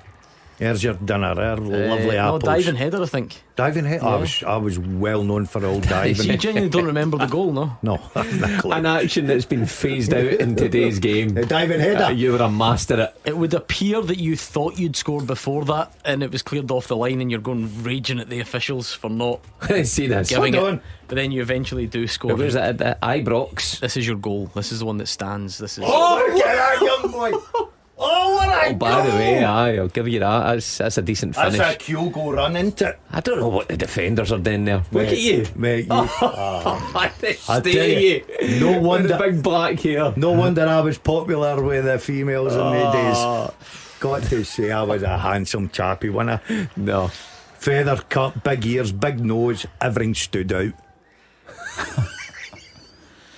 Right, so we got any other goals in the Scottish Cup? I don't think so. No, nothing going in at the moment. And We all long for a shock in some way, but I don't think there are any on the cards. Although, if you're Clydebank, are you happy enough? Oh yeah. You take delighted. It's still 1-0 down at half an hour, 30 minutes. As soon as that goal goes in, you are thinking the worst. And he made a joke about it earlier, but I was there on the touchline breaking St Johnstone. I took a sore one against Dundee United, against the bigger sides, and you're like, oh no. If you lose that second, the floodgates do open. So Gordon will be happy at that. I must have asked you this every year, but you weren't part of any Celtic shocks. Celtic big shocks, no. I was delighted. It was a week after I signed after the Clyde game. Oh, was it? So I watched in Dundee as a Dundee United player, Clyde beating Celtic, and thinking, oh. And there was rumours that I was going. I thought that has got to have, fast tracked my chances of going. Sure enough, the week later, or they go, listen, it's going to take more than Mark Wilson to fix this. Who was your full-back in that game? Shadow? No, might have been Telfer, but the centre half was Dewey in that game. Remember? Yeah. The one time he was seen, and never the seen week again. Later, I arrived. Dewey wasn't at the club. That's how quick it was. He was sent home. Yeah, you were in. I was in. The saviour. And how long? And it's did no it, coincidence we went on won the league. And how long did it take before they recognised you weren't a right back and moved you to left back? Just played it everywhere. It was Telfer, by the way. Telfer. Telfer. Yeah. McManus. Dewey off at half time. McManus. Wallace. Ross Wallace, yeah. McGeady came on for him. Nakamura, Lennon, Keane. That's unbelievable. Maloney in there. Pearson, Hartson, Maloney. Unbelievable front line. And I think an ex-teammate of mine's scored for Clyde, Stephen O'Donnell on there for Clyde. No, Bryson and Malone. Oh, yeah. Okay. O'Donnell played though. O'Donnell played, yeah. Bankies are doing okay, Hugh. They can't really get near the Hibs goal, but they're getting possession and they're not giving up any chances. Listen, at the other end. More than half an hour ago, and that's respectability. Isn't it half? Yeah. Especially Easter Road. The way Hibs are going, you lose an early goal. I think you're right. I think especially that last bit. It's not like Hibs are creating loads of chances and you're hanging on for dear life. You look at the players Hibs have got as well in the forward areas. Hoylett's playing into, Boyle's playing. So real danger in there, real experienced players. So you'll take one goal. You get to half time, you'd be over the moon with that. Listen, a great saying, if you're going to miss a bus, miss it running. You know what I mean? Just give everything you've got. That's the way forward for. Where have you heard that? Have you made that up? Well, if that's not a saying, is it? Is that a saying? If you're going to miss a bus, miss it running. Miss it running. Yeah, I mean, no, I would never run for a bus and miss it. I would never. Is that like the council? Is that the council equivalent of like shoot for the moon, and even if you miss, you'll land among the stars or whatever? It's some similar. Like, look, if you're not going to win the game today, just give everything you've got. So if you see the bus, you've got to miss it. Okay, have a go. But it's embarrassing. If somebody's on the bus looking at you running, you need to phone. What an embarrassment! Listen, it's just a saying. Don't worry about it. You need to phone HR. He needs help. Also, were you wearing a hat the day at the golf? Aye. His hair's looking very flat, isn't it? I've never seen your hair like that. Usually there's a wee bit of oomph to it, but it's very flat on your head. A bit cold this morning. You look different. He told me off air last week that he's wondered. I don't think this would qualify the buses one, but that he's waking up at 3 in the morning and reading Buddhist phrases to bring him peace and send him back to sleep. So, well, you've got to believe in something, Hugh, when you get to my age. As Groucho Marx said, any religious organisation that would have him, they're not worth joining. Stuart Kettlewell needs some divine intervention. He's not a happy man at all because they're not playing well. They're a goal down. They're you've been outed. Well, how? This is our city. And producer Dan, for what it's worth, said that Joe Wicks said that on Dragon's Den the other night. Oh no! I cannot believe you're quoting Joe Wicks on Dragon's Den. I've never watched on my life. I've never watched Dragon's Den. Annie's Land missing a bus running. He's bumped that off Joe Wicks on Dragon's Den on Thursday night. Thursday night. I'm in here Thursday night. Exactly. Dragon's Den runs. I don't know Dragon's Den. Do you know what? I believe you, but all it shows me is that the person that's texting you these quotes does watch Dragon's Den. I swear nobody's texted me that. Joe Wicks, yeah. Joe must be thinking along the same lines. Do not lie, because I don't watch Dragon's Den. Your Buddhism will frown upon that. Well, I do read a lot of that stuff. So there you go, Joe Wicks. I'm now waiting just to see how many people tweet that Never mind phoning HR. Phone the police. They're all jumping in my bandwagon now, aren't they? One last warning on the teaser, then we'll do the correct answers, not in the not too distant future, Hugh. 6 men have been capped by Scotland since 1995 and played for Man United at some point in their career. Who are they? Okay. I think we've got them, Hugh. The only one is the last one. They've got 6 out of 6. Yeah. Oh, Good on you. Good on you. Ross McCormack, who's on here from time to time, we're going to see him again next week, I think. He has got a couple that you're looking for. Kibo has thrown in Love. That's not correct, is it? There is no love on there. There was a youngster, wasn't there? Was it Donald Love or something? Was a defender, but it was nowhere near any of this. Never heard of him, have you? Any of this stuff, unless I'm thinking of someone entirely different. Let me look, trying to eliminate some more popular wrong ones. I like Max theories, thrown a name in and then he's taken it out straight away, and that is Gordon Strachan. No. Okay, so Sid's also texting that's for the Dragons Den. Tell him I'll see him on Tuesday. He's supposed to be my mate. Oh, brilliant. I never got that for Joe Wicks, let me tell you. Joe's obviously. I wouldn't be quoting Joe Wicks, I have to say. No, I quite like the body coach. Hey, he was good when he started. Remember his cooking show when he started, Leaning 15? Not for me. I bet you bought a book. I did. I was into him that's then. why he's got his big detached house now. Right, let's People do like a you. 5-minute warning on that first half teaser. So at Clyde SSB, you can still throw names in. 6 men capped by Scotland since 95 and played for Man United at some point in their career. The skipper, Andy Halliday's inside the box, but the shot was blocked. It doesn't sound like, for all that Motherwell have been dominated first half, it doesn't sound like it's a lost cause. Not you're still in the cup tie. You've got to try. I mean, it is the team bottom of the league by a mile. You want to go and But they're a threaten a Premier bit League more. team and they're at home, Gordon. So, and you've got a lot of injuries. Look, they're still in the cup. One goal can turn that. No problem. It's you now. It's not us. What do you mean? When they're a goal down, it's Gordon Duncan's. Yeah, you've got a lot of injuries. You just I shift it did away I say from that? Motherwell Apologies. fan. Oh, sorry, we've got a lot of injuries. I had a wee go at people the other day there about that. I hate that. See people that go on TV. I hope Sid's listen to this one, and they go, "We, hello, you're no longer we." Yeah, I know, but what you've got to bear Do in my mind, head in. Don't even excuse them. I agree with you on shows like this, obviously.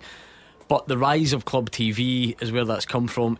None of your former clubs like you enough to invite you back, so you don't call MD we because you've got no respect for any of your former clubs. 100% don't like any of them. I was an employee. So that's the difference. Aye.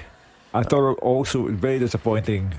Dens Tuesday night, Luke McCowan and Aaron Donnelly. What's all that about? Well, Aaron Donnelly's a new level of it, to be fair. I Never played for Celtic. googled him to see if he was an ex-Celtic player. Yeah. I could not believe he scored against Celtic. Yeah.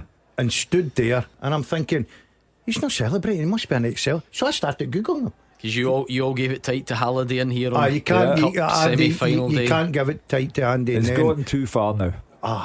I'd have been in amongst them. Two players in the same match apologising for scoring. But that's to be fair though, if you can't then do it the other way. The Luke McCowan one is now, it's clearly what people do. If Andy's done it and Luke McCowan done it and we said Jakaviti did it, and you see in England it happens all the time, you don't need to like it, but that one's at least normal now and expected for some players. Yeah. The Aaron Donnelly one's new. That's a new one. Maybe he's related to Simon. Maybe Uncle Sid. Aye. Maybe he's in that family. I bet that you're the kind that would do that. I didn't do it. No celebrate. I scored This guy for can't- Dundee United against Celtic, and I scored for Celtic against Dundee United. Celebrated both. Jumped into the crowd at Tannadice, got booked for it as well. This guy can't even get tickets for Celtic I games, know, so I know. think about that. Right, Curtis goes down the box for St Johnstone. No penalty given. St Johnstone not happy, and no VAR. So we just move on. We don't need to wait and find out. There's a sub for Clyde Bank, a hamstring injury. Adam Hodge off, and Chris McGowan on. He's been chasing Martin Boyle up and down for 40 minutes. no good Big that. hamstring goat. One of your young apprentices for Airdrie. Yeah, and the Clyde Bank side today, Dean Cairns, good to hear. He's doing well. If they go in 1-0 down at half time, that's the Bankies fans will rise to them.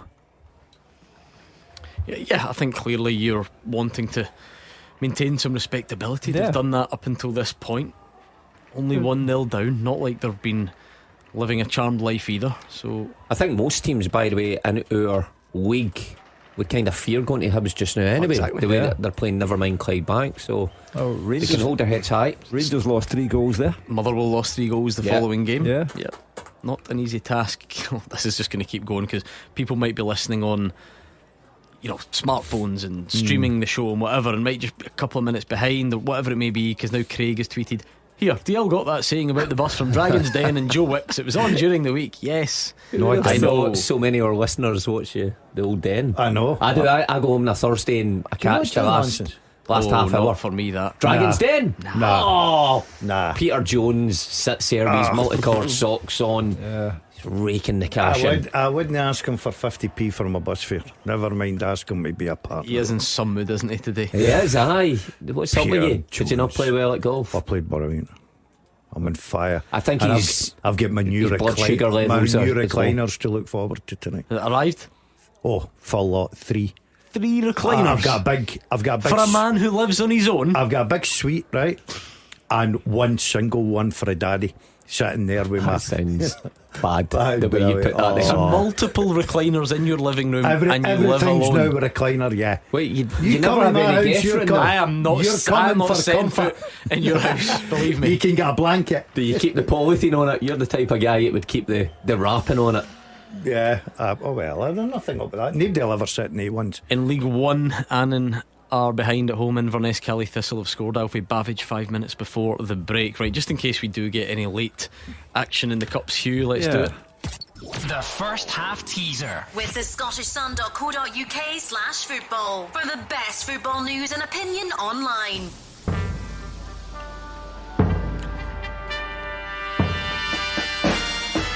Six men have been capped by Scotland since 1995 and played for Manchester United at some point in their career. They are Andy Gorham, Jim Leighton, Scott McTominay, Michael Mikey Stewart, Phil Bardsley and Darren Fletcher.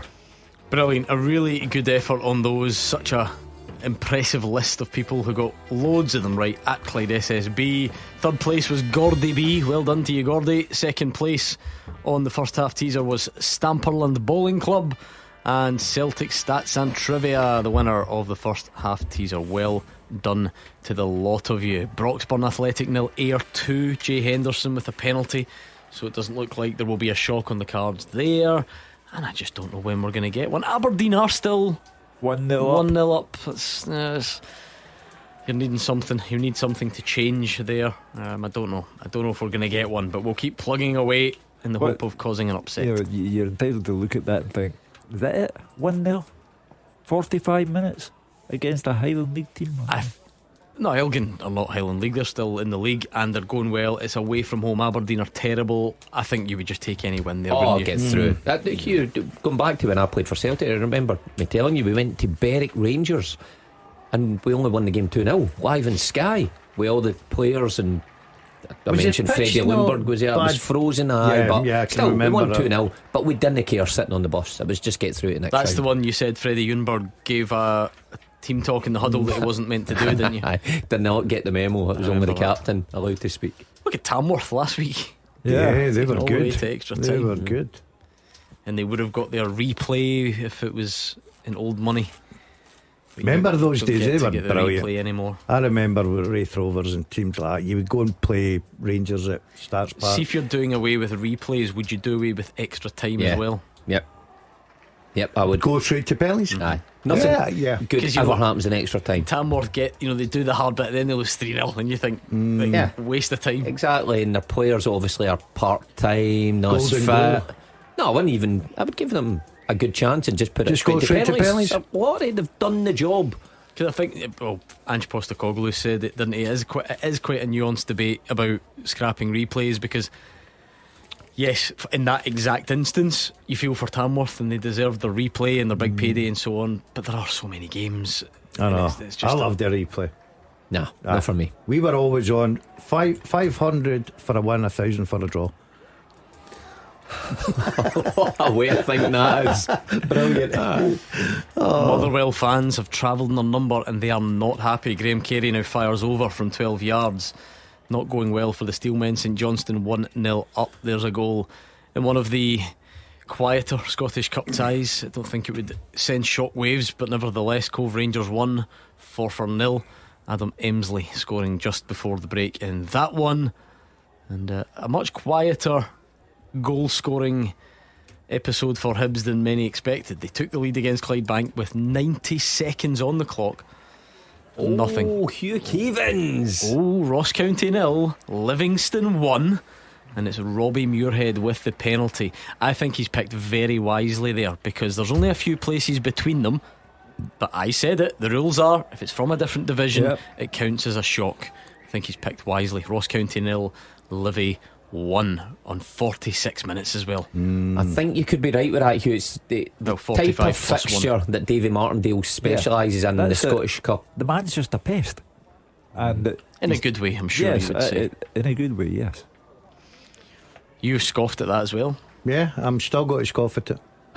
I think Ross County will come back second half. I'm really hoping, because I couldn't bear this if he gets this right.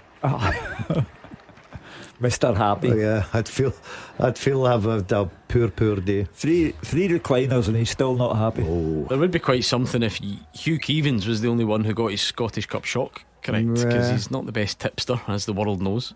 No, but it's a good shout so far, Hugh. But got to give you credit. It applies in 2025 as it applied in every other year and decade. I move from one failure to the next with no loss of enthusiasm. There are English Premier League games going on. If there are any big stories that we need to discuss, I'll give you a quick nod. Brentford 0, Liverpool 0 as an example. The half-time whistle just going there, so we'll keep an eye if there's anything that jumps out. I can see whistles starting to go in the Scottish Cup. That Cove Forfar game as an example, and we shouldn't be far off the rest, because there is no VAR in the competition today, so we should be finished at a more sensible time. Aberdeen looking to make it 2. Shaden Morris already has 1. He cuts in from the left, fires wide. Is that all across the board, Gordon, Nova? The Scottish Cup? It'll be surely St Johnstone Motherwell have VAR? No, the clubs can decide, I think. Celtic was at the Chelsea game in the FA Cup last week. What was it, Man United Arsenal? No VAR. No. Celtic's tonight. I think on that one it probably will be, because it's on TV, but then Man United Arsenal wasn't it? But no, Celtic probably will, with it being on TV. I don't think they could choose in England. I think that's the difference. There's just that blanket. Is the draw after the Dundee derby then? I actually don't know for sure, but I would imagine so. Have you been bumped at the draw? Oh, I get bumped at this stage. Come on, Gordon. You should sign a contract at the start. I'm small time. When do you get put out of the cup then? you're one of the lower teams. You start off great. You're a Broxburn. Pretty much. Then you get put out. Once who's the big hitter that comes in? It depends what chat. So it depends. Once they start taking the games on TV, then they'll usually just tack the draw onto the TV coverage, rather than doing it separately, Anyway, enough about me. What was the first half-time whistle there? St Johnstone. David Friel. Half-time, Gordon, St Johnstone 1, Motherwell 0. You just missed some loud boos from the away end. 2,000 Motherwell fans here. They're far from happy about this lacklustre performance so far. Mackenzie Kirk has given St Johnstone a deserved lead. It was our first goal, as we spoke about, since winning the Scottish Cup in 2021. It was fully deserved, and I think Simo Valakari's only disappointment that it isn't 2 or 3. His side looked full of confidence for some reason. Suddenly, all the struggles in the Premiership, but they've been excellent today, well on top, and they should have probably made it 2 or 3. Kirk opened the scoring in 9 minutes, a simple set piece. Graham Carey's corner flicked on by Victor Griffith. Motherwell didn't deal with it, and Kirk netted from close range. That was his 7th goal of the season. Griffith has been really impressive in his debut. Panama international, he's been brilliant. He had a great chance to make it 2-0, but fired straight at Archie Mayer. Kirk also put a shot wide when he should have squared for one of his teammates. Motherwell really struggling at that stage. And then just before the break, Graham Carey also volleyed over from a good position, as the Motherwell fans made their feelings clear. Stuart Kettlewell on the sidelines is also not a happy man, and no wonder. Motherwell can play a lot better than this. Tawanda Masoni did have a shot saved by Andy Fisher, but it's pretty routine. Andy Halliday, captain for the day, also had a shot blocked. This tie still is in the balance, but Motherwell will need to really up their game after the break. Half time, St Johnstone 1, Motherwell 0. Yeah, the travelling fans not happy there. Let's go to Roger Hannah, because it's half time in Dumfries. And it's Queen of the South 0, St Mirren 2. Gordon, if you're going to take the sting out of a potentially difficult away game in the Cup, this is exactly the way to do it. St Mirren have bossed the first half. They're 2 goals to the good, both scored by Tuose Olusanya, taking them into double figures for the season. The opener came after 10 minutes. St Mirren making good progress down the right hand side. It's been a spectacular first start for 17-year-old Callum Penman. He's had a terrific 45 minutes. The ball gone out for a throw in that area, knocked in to Killian Phillips. He delivered the ball into the box, and it came all the way through to Olusanya at the back post, who lost his marker and stretched to poke the ball past the former Buddies goalkeeper Ross Stewart for 1-0. That became 2-0 after 21 minutes. Penman again making progress on that right hand side. He's standing up across, and there was Olusanya 10 yards out to direct a powerful header back across Stewart and into the Queen's net for 2-0. It could have been 3. Richard Taylor off target with a shot. He came on very early when Alec Iacoviti was injured. Taylor shooting from 20 yards just over the top. Queens have hardly been seen as an attacking force, and it took them right until stoppage time at the end of the half to finally bring a routine save out of Zach Hemming. That was from right back. Mikey Hewitt came in at the back post with a header, easily clutched by the St Mirren goalkeeper.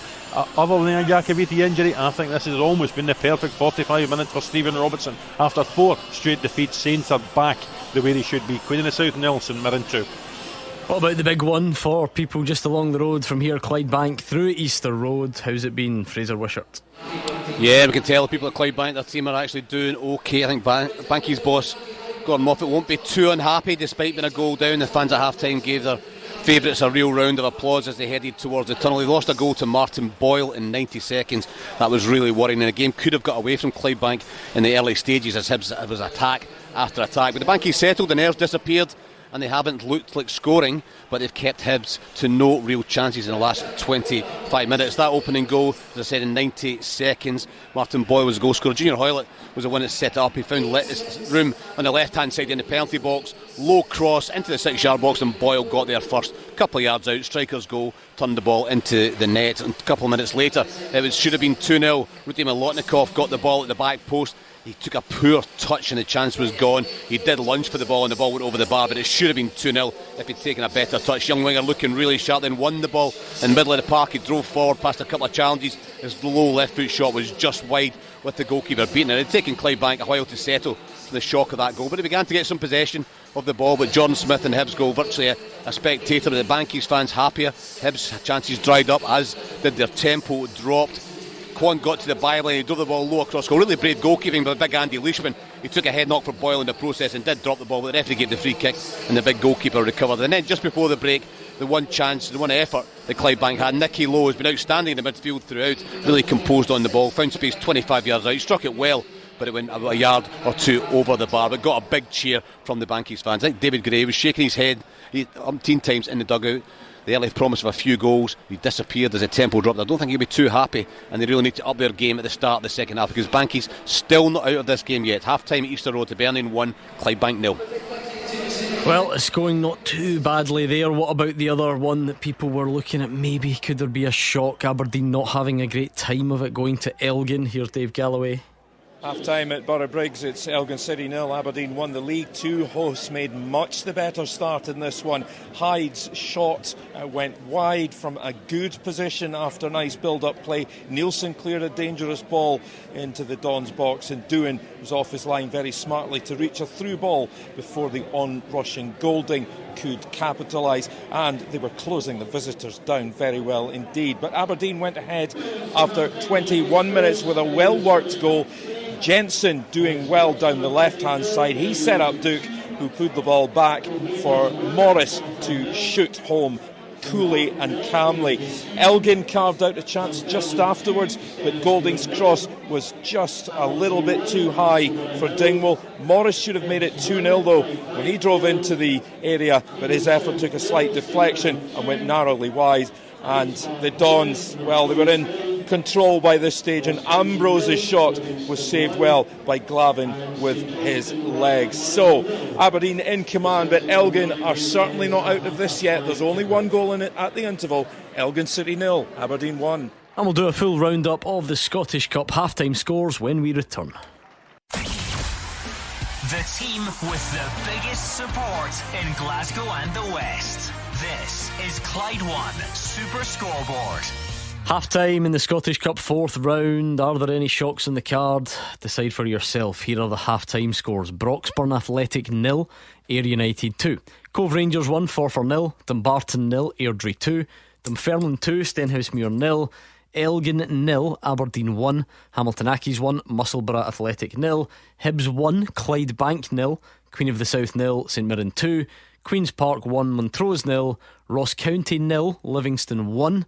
And St Johnstone 1, Motherwell 0. No shocks on the card yet, unless you include Livy at Ross County. What will the second halves have in store? We'll find out next. The Clyde One Super Scoreboard Podcast with Lookers Group. The Lookers Big Event from December 20th to January 20th. A good deal better. M&S reckon brains are quite important, so they took some advice from the British Nutrition Foundation and made their new brain food range, which makes it easier to get vitamins and minerals our noggins need. So if you're a person with a brain, you might want to give their new Brain Ball a try. It's made of delicious dates and berries, filled with almond butter and packed with nutrients like iron and zinc, which help to keep your brain running smoothly. This is not just food. This is M&S brain food. Football, it has its ups and downs. There's the players who kiss the badge and kiss the club goodbye, right after you've splashed out £100 to get their name on your kit. And the A-list striker who always sticks it in row Z. The good news is the Ladbrokes Acca gives you auto insurance, free bets back and big odds boosts. So whatever else lets you down, it won't be your Acca. It's a gaffer of an Acca from Ladbrokes. 18 plus, online and mobile. Minimum odds apply. Maximum 1 to 3 £10 free bets per customer per day. Up to £50 of boosted odds. Restrictions and T&Cs apply. BeGambleAware.org. Take time to think. Run, don't crawl for seriously low prices on baby items at Asda's baby and toddler event happening now. Like a pack of 30 Pampers nappy pants was £12, now just £6. And 6 Organics raspberry and apple bars was £3, now just £2.50 per pack. And if you're an Asda Rewards Baby and Toddler Club customer, you'll get 10% back in your cash pot. Little ones sorted at Asda. Ends January 22nd. Selected stores online subject to availability. Requires app, email and registration. Mobile charges and exclusions apply. Full T's and C's asda.com/rewards/terms. The Clyde One Super Scoreboard Podcast with Lookers Group. Thousands of vehicles offering exceptional value, ready to drive away. Half time in the Scottish Cup 4th round. Ties. The main focus on days like this tends to be, will there be a shock? As the half time results sit, the only one that would qualify would be Livingston of the Championship, or one up against Premiership Ross County. Other than that, not much doing. However, Fraser Wishart, when Clydebank conceded after 90 seconds, I reckon they would have taken a 1-0 deficit at the break. Yeah, after that opening period as well, and the game was just, there's a chance it was going to get away from them. They looked rocking, they looked nervous on the ball, and Hibs were going to attack after attack. Their tempo was great at the start. First 15-20 minutes, Hibs and Milotnikov had a couple of chances and couldn't take them. But slowly but surely, Nicky Lowe in the midfield, Nicky Little up front, beginning to just control the ball, get a wee bit of possession, get into good areas. Haven't really created any good chances yet, but I think more importantly, the other end, they've kept Hibs at bay and kept the pace of Boyle at bay as well. So a couple of changes at half time. Chris Cadden's come on, as is Josh Campbell for Rocky Bashiri, and Kucherevich who's just back from injuries. So second half starts, I think David Gray will be looking for a bit more from his team, get a goal or two, make it a bit more comfortable towards the end. But Bankies have done their fans proud so far. Clyde One Super Scoreboard Goal Flashes with M&D Green Pharmacy. Get advice on keeping infections and viruses away when school returns. That's us up and running in the second half. Hibs clearly wanting to go for it. Chris Cadden and Josh Campbell been in brilliant form recently. They've come on. Rocky Bashiri goes off, Kucherevich off as well.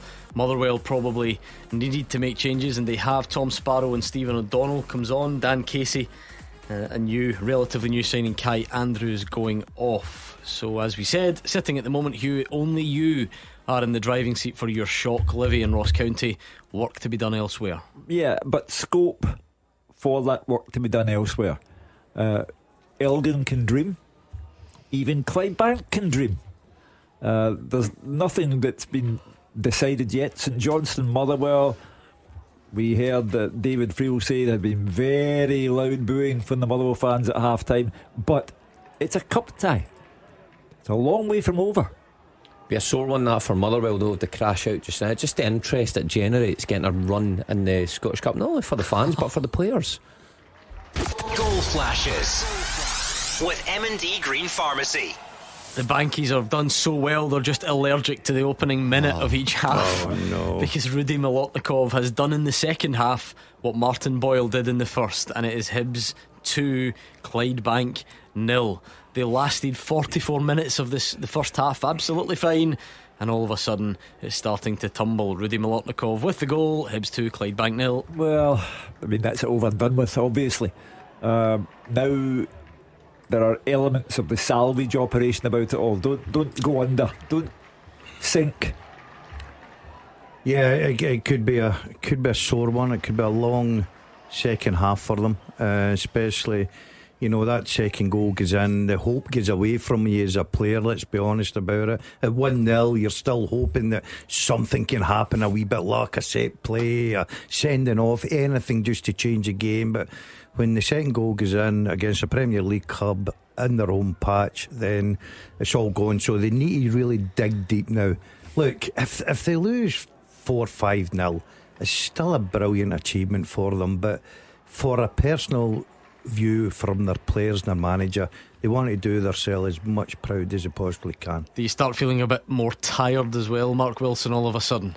Oh, hold on. Hamilton Accies 1, Musselburgh 1. Oh, there's your cup shot right there for you. You heard it first. That's why I'm on this show. That would be a good one. That would be a good one. Jamie Todd has scored. Hamilton Accies 1, Musselburgh 1. For presumption, that's right up there, isn't it? That's why I'm on this show. Who are we slaughtering though? Was it Fraser Wishart that fancied Stenny? The Penguin. Dunfermline 3 up now.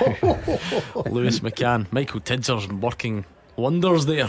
But to be fair, John McLaughlin, the interim boss, did not too badly either. Yeah, well, cancelled his holiday. I waited. Where was it? Lanzarote or Gran Canaria? Yeah. He did a good job. All expenses paid. He held the fort. Good one for Tidser. What's the mood around Firhill at not being involved? Holiday time. No. Like I was saying about the Motherwell players, the fans always want to run, but the players do as well for their own reasons. You were joking about it earlier, but the Scottish Cup, by the way, was great for the old bank balance sometimes if you managed to negotiate round after round. Bonuses and bonuses. So it's great for the players, and then the prestige, you're always looking ahead to a big tie. So the players were gutted, obviously the management team, but the fans are gutted. It's never nice being a fan base sitting out in the fourth round, is it? In early January in this competition. Annan 0, Inverness 2. That is in league action, of course. In League 1, Ambrose has dragged a shot wide. Shaden Morris has hit the post, so Aberdeen looking more likely to add to their lead rather than be pegged back by Elgin. Let's do this, Hugh. Yep. The second half teaser with the scottishsun.co.uk/football for the best football news and opinion online.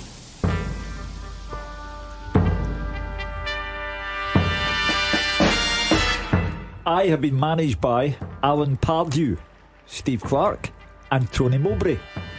I've won the Scottish Premiership and played in 3 other top flight leagues in my career. Who am I? Managed by Alan Pardew, Steve Clarke, Tony Mowbray. Won the Scottish Premiership and played in 3 other top flight leagues in my career. Who am I? I think there's a proper race there because I think it's I've got it. Generous. So I think you're going to be able to get it quite quickly. Get your thinking caps on at Clyde SSB. Gordon BL. Mark Wilson doesn't have it. I didn't get it. The Dazzler has got it. There you go. At Clyde SSB, go fast as you can. Piece that information together and give us a name. How good was that? See how you can do it. Really quick. I was like Hibs in the second half. Straight out the traps. I was right out the traps. Yeah. Speaking of whatever the opposite of being out the traps is, I know it was childish, right? But how good was it? If anyone hasn't seen this on my Instagram, I'll have to explain it to you. I know what you're going to say now. Me and Mark Wilson locked you in the toilet on Thursday night. I was terrified. Hugh, I meant to show you this. That was good. Thursday night, we're coming out of the studio. You have to pass by the toilet now. Of course, he has been locked in there before. You'll remember this. Yes. So this time Mark Wilson and I got level with the bathroom just as he was still in. So Mark held the handle as hard as he could, and he started trying the handle and he's going, hello, Golden, hello, and he's shaking it and eventually, of course, we let him out. And you can imagine the sort of sweary Oh, words yeah. that came out of his mouth. But it was great fun. Had you there, Now, you've seen this before. The handle falls off of that all the time, right? So what I tend to do is don't lock it and sing, so that MD won't buy or know that I'm using the toilet, right? But then I couldn't pull the handle hard because I'm thinking that handle's got to go off again. But that would have topped it off. Had you pulled the handle off, and we would have just left you sneaked I'd it. sweat. I don't know if you noticed, right? My shirt and everything. Oh, I did notice. I didn't even have my trousers up. I come out like our Willie. Well, basically our Willie. That's I have to say, though, childish as it may be, it was good fun. It's one of the most popular Instagram stories I think I've ever published. The amount of people that enjoyed Seriously? your work. I've not seen that one. But it'll be gone now. It only stays up for a day or whatever. It was a bit panicky. Oh, it was funny. At which point did you decide, let's do this? It was quite an impromptu one. We were just walking by. We could hear him singing. And we thought, just grab he that says handle. to me, "Won't buy." Be funny if he gets locked in there again. So I grabbed the handle, and he's saying hello, just buckled me. I've got to say, hello. you did get me, because I was starting to get to, because I'm claustrophobic. Oh dear. But the toilet's It's huge. massive, that toilet. You could sleep in there. No, you couldn't. It's the fact the door's locked. Right. For him, the door's locked. I can't go out. I've not got my freedom. You know what I mean? Did you have your mobile phone with I you? want to be Mel Gibson.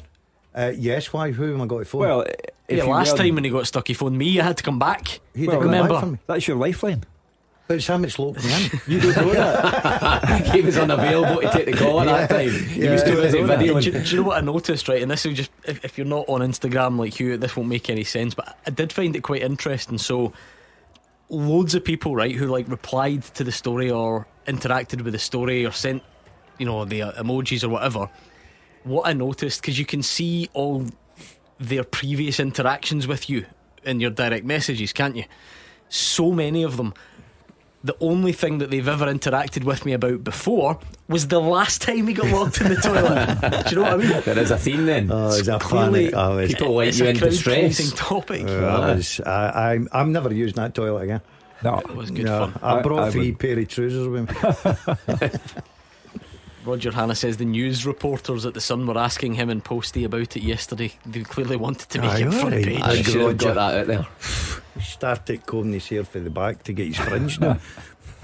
That's not the catchiest insult I've ever heard, I must say. You see where his fringe is, At dude? Clyde SSB, You get in the back. at Clyde SSB, get your answers in on the teaser if you can. It is a race. Gordon DL even has it, so that's when you need to get your finger out, as they say. Not actually that much information on this, but I think the managers that he's played for, some of the other stuff, you will be to piece it together. Get that really quick. Yeah. I went for. I there's thought a an big- opposite. No, they're a big another clue in there. obvious one, but I wasn't. There's a massive clue in there if you listen to it. Oh, the managers. No, someone else. All right, okay. Well, Graham Carey's hit the post for St Johnstone's. They really are the team on top. So what can we Stuart expect? Kettlewell's been booked again. Right. Is that a problem for Motherwell? It's a lack of The manager, look, he's done a fine job at Motherwell. He is an emotional guy, but I don't think it sends at the best example when you're getting cautioned or spoken to or sent to the stands time and time again. You can't ask players for game intelligence and all of this stuff when you have no emotional control either. David Field says it was a poor call. The referee let a foul go and then booked a Motherwell player. But no, I take the general point. I don't know what my good dear friend Willie Collum, I'm sure, would disagree with this, but you also wonder, because it's a bit different from a player, isn't it? You also wonder if, see, once you start, do you get a bit of a target on your back? Do you know what I mean? Maybe the referees will be saying, that's Stuart Kettlewell again, book him. But I think Do you know what I mean? I think the referees will chat in those circles and just highlight who the managers are really busy on the touchline and really vocal. But what level does the abuse or the dissent need to be to It doesn't earn? strike me as that sort of a, the dissent with the language and whatever. It doesn't strike me as that. I think he just talks a lot, and I think maybe they just get yourself up there and all listen to that. Oh, Hugh, your shock might be off. Your shock might be off. Ross County 1, Livingston 1. Noah Chilvers on 56 minutes. He's been good, hasn't he? He's been alright, yeah. He's done really well. Yeah. And he scored today. He'll look good. Absolutely no danger of a shock though. Broxburn 0, Ayr 3, Jay Henderson. Good professional job from Ayr. Listen, going to these grounds, you've got to go with the right mindset. Get in there, know that you have a job to do, get it done as professionally as you possibly can, and that's what Scott Brown and Ayr United have achieved this afternoon. They've just steadied the ship, haven't they? Ayr, because they started really well, then they had a wee wobble and you thought they fell at the title charge. They're back in it, and they're certainly in the next round of the Cup, so it's all going quite well for Scott at the minute. Yeah, got to be happy with that, as Gordon DL puts it perfectly. A professional job's probably the best way of summing it all up. There will be no shock there. It's hard to see where the shock is going to come from. If Elgin can hang in there though, you know where the shock's coming from. Make life a bit nervy. You know where Aberdeen. the shock's coming from. What was yours again? Musselburgh at Hamilton. Musselburgh at Hamilton. 1-1. Two racetracks together. That's a good point. The racetrack derby. The racetrack derby. It is level at the moment. They're on the hour mark, 1-1. We are minutes away. Normally we would be minutes away from team news at Celtic Park. That's if the Scottish Cup follows the same. Yes, it does seem to follow the same theme. I can see the Celtic team certainly, so let's just hold fire for a quick second, see if we get the Kelly team at the same time, and if not, we'll just do the Celtic team and get back to it. A bit of a rare Motherwell chance, but Sam Nicholson took too many touches. St Johnstone blocked it, and it remains St Johnstone 1, Motherwell 0. Queen's Park. Okay, we did say if they're in different divisions it counts. Queen's Park 1, Montrose 1, Blair Lions in 56 minutes at the National Stadium. Of course they put Partick Thistle out, didn't they, Queen's Park, in penalties? Yeah. We praised Noah Chilvers for the Ross County goal. There's been a correction. Jordan White, I don't know, they don't exactly look alike. There's about 2 foot in height difference between them. Motherwell fans now starting to get lively, getting behind the team. We have team news from Celtic Park. How's it looking, Gabriel? Yes, Gordon, 4 changes for Celtic since that 3-3 draw at Dundee on Tuesday night. Bernardo, McCowan, Yang and Ida all dropped to the bench. Engels, Hatate, Kuhn and Maida are in. So it looks like a full strength 11 for Brendan Rodgers' side. Kasper Schmeichel in goal. A defence of Alistair Johnson, Cameron Carter-Vickers. Austin Trusty is chosen despite Brendan Rodgers' criticism of him after the game. And Greg Taylor is at left back. So it will be Callum McGregor, Arne Engels and Reo Hatate in midfield. Nicholas Kung and Dyson Maida are on the wings. The Japanese winger returning after missing a couple of games. And Kyogo leads the line. Substitutes: Sinisalo, Scales, Ida, Bae, Yang, McCowan, Bernardo and Ralston.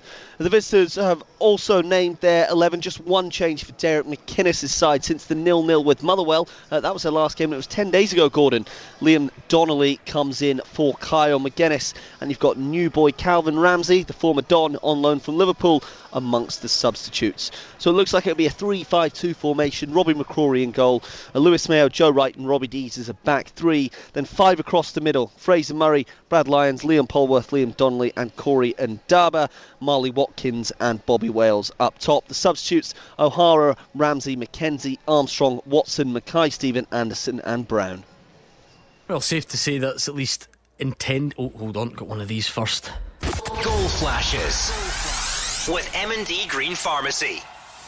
It's a second for Martin Boyle and a third for Hibs, and it's looking like a long end to the game for Clydebank. They've done well, but 59 minutes gone, 3-0 Hibs. It was a loose bouncing ball in the box. He managed to keep his volley down round about 12 yards out, and that will be that. Hibs 3, Clydebank 0. And that's when the part-time aspect comes into play as well. Half an hour to play, 3 down.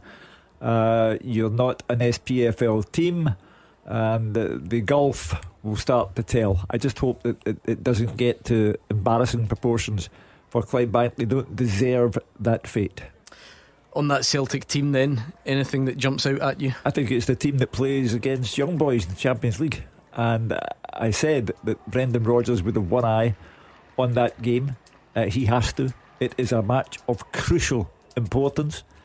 He has got rid of the ones who needed to be got rid of after Dundee, and that is Celtic's strongest team. And you know, the treble is at stake for Celtic. Yeah, Brendan Rodgers wants a treble, and it would be a record-breaking treble, 9, a world record for Celtic. So he obviously wants that, and that's his strongest possible team. Do you think he'll have a few strong words with Trusty at the back, Hugh, about his defending? Well, he must have been. He obviously was disappointed. Not just Trusty, but he was the one that seemed to get highlighted at Dens Park. He wasn't strong at all. The manager's disappointment has been advertised on television inadvertently, and Trusty, because of the city he's in, will be only too well aware of what the manager had to say. See, in many ways though, Mark, is that a good way of doing it? Like the dissatisfaction's there for everyone to see. He said it publicly, he must have said it privately, but he's still in the team. Yeah, he's not been dropped. There's Hugh Keevan's shock back on. Ross County 1, Livy 2. Christian, and there's another one. Queen's Park 1, Montrose 2, Blair Lions with a quick fire double. A couple of quick fire shots. But on the point of Trusty, I mean, it's been the age old thing. Players, have slip ups in games. Players have bad games. Managers criticise and are right to do so. We're so reactive in this day and age. When a player has a bad game, they should never play again for the club. They should be dropped for at least 10 games, and it's not the way it works. We weren't reactive. I mean, I think people have said media, said here that he took Liam. He was quick enough to drop Liam Scales. But he I was always reactive believe for Liam Hampden Scales after 45 minutes. The manager was reactive, not anybody else. No, I know. He took Trusty off, and all of a sudden Scales is in for the next few games. Like, I'm a Trusty fan. I think he's a decent player. I really do. He had a poor game, and he's got to learn from that, because I don't think the manager was happy with him. If everybody that had a poor game was dropped for every team, you'd end up running out of players. You know what I mean? It's footballers have bad games, they have bad moments. Sometimes they're affected by the opponent. Should Trusty have done better midweek? Of course he should have, but it doesn't mean he's going to have a bad game today. Now, if it's a trend, if it's a pattern that's 2 and 3 in a row, then you've got a problem. You need to bring someone else in. But I think Trusty's done fine. 45 minutes at Hampden, I didn't think he was blatantly outrageously bad, but Brendan Rodgers obviously thought a change was needed. He's spent a couple of weeks out the team. He's back in it, and I'm with you. He'll be back in it midweek. I'm pretty certain of that, unless he has a nightmare today. And the other point we made, not just about Aaron Trusty, but about everyone. You can't go out against Kilmarnock and have a poor night and go into the game against Young Boys with the manager saying, well, now what? I picked my strongest team and we're out of the cup. So what do I do in the Champions League? So they're all under orders tonight, from Schmeichel out to Dyson Maeda. It doesn't matter. They're all required to return a performance that puts them in good spirits ahead of that match. I happen to agree with you. I think that's clearly an intention to keep something close to that. But the good thing is, you're not going to give up on the other players that have dropped out. If Kuhn can have as bad a day as he wants, and he'll still play. Yeah. Probably Kyogo, certainly Maeda, Carter Vickers, McGregor, Johnston, etc. Within that, would anyone grumble too much if Paulo Bernardo came back in and played against Young Boys as an example? I think that's your only choice. If everybody comes through unscathed today and they get a result, probably will go with the same team, or he might look at the opposition and go with Bernardo, but the rest of it will pick itself. That's the strongest 11. It's always that question mark in the middle of the park, isn't it? People talk about Young, well, no Young, he's 27. McCown, he's doing brilliant at Celtic. Bernardo for me is a top player. I've got a lot of time for him. I think he's got everything in his locker, but it's a very strong department there. But the rest of it picks itself. I think Hatate and Bernardo need a couple of big performances. I think both of them are outstanding players. They've shown some really good stuff at Celtic, but they're not consistent enough. They're in and out, and Hatate has been like that all season. I think he could be doing with one of those performances people go, wow, that's Hatate that first signed for Celtic. And Bernardo's the same. When he gets his chance, I think you see him in moments, but never over a prolonged period, 4 or 5 weeks. He had a decent run, didn't he? Do you think he had a decent run for about that type of period? I take your point right now. Maybe just prior to that, I would have said no. No, that really sticks in my head. I think he's had some outstanding individual performances, and you go, there's definitely a player there. Of course there is. But I think to be a top player at Celtic, you need to string that together over a dozen games. In his last press conference before Celtic played Dundee, Brendan Rodgers, and he was referring to Adam Eder. He said he needs to show intensity and mentality. Well, he didn't, and that for me applied to Hatate and to Paulo Bernardo as well. Sloppy. Bernardo should have scored, Eder should have scored, and they were well off it when it came to intensity and mentality, and they paid the price. I think the only one in the middle of the park just now I'm talking about, is McCann. I think he's every time I see him, he's getting better, he's improving, he looks like he fits into that Celtic jersey. You take the rest of them, Engels is, in and out for him as well. Hatate's the same, I agree with Mark, I think he needs a big game. Bernardo, even look at the captain.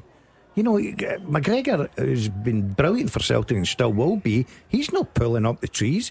So I think there's, in the middle of the park where everybody highlights how good they are, the talent they've got, I think there's one or two of them need a decent performance now. What about the Kilmarnock team then? It's literally the last draw you want in the fourth round. You're away to the best team in the country, the holders of the cup, so it's the last team you want to draw, but they'll still fancy going there and making life difficult at a minimum. Yeah, and it's not outrageous to suggest that they could do something. They look at the Dundee example, they look at Dundee United 2 weeks before that. Nothing's impossible. It just seems to be that Celtic quite like Kilmarnock games. They won the league by scoring 5 at Kilmarnock last season. They started this season by taking 4 off Kilmarnock. They seem to have Kilmarnock's measure, and now he has picked, I think, the best team that Celtic can pick, and they're at home and it's the cup and they want the treble, so no excuses. I think that's a good point you make about the start of the season, because sometimes as a player you remember the good things that you do going away to away grounds and you get that feeling. You also remember the bad things, and Kilmarnock took a real pace in day one of the season. Celtic were unbelievable that day. Obviously Brendan Rodgers will hope they'll be similar. I think some of the players will have bad memories, so start of the game, usual cliche, crucial for Kilmarnock to keep it tight. Yeah, and one of the interesting moves of the window so far, Calvin Ramsey, what a story he's had from Aberdeen to Liverpool, a couple of loan spells, he's now at Kilmarnock, he's on the bench.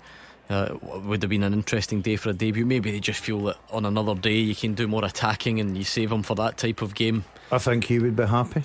If I was him, you're looking and thinking, got to Celtic Park, Maeda there, I'll settle in. I want to know the Scottish game first. I know be stabbing the right back in the back. Look at him, I wouldn't have done that from the bench. We've all been there.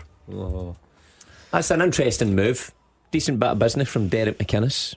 Good experience, high hopes for the young man. Maybe just didn't.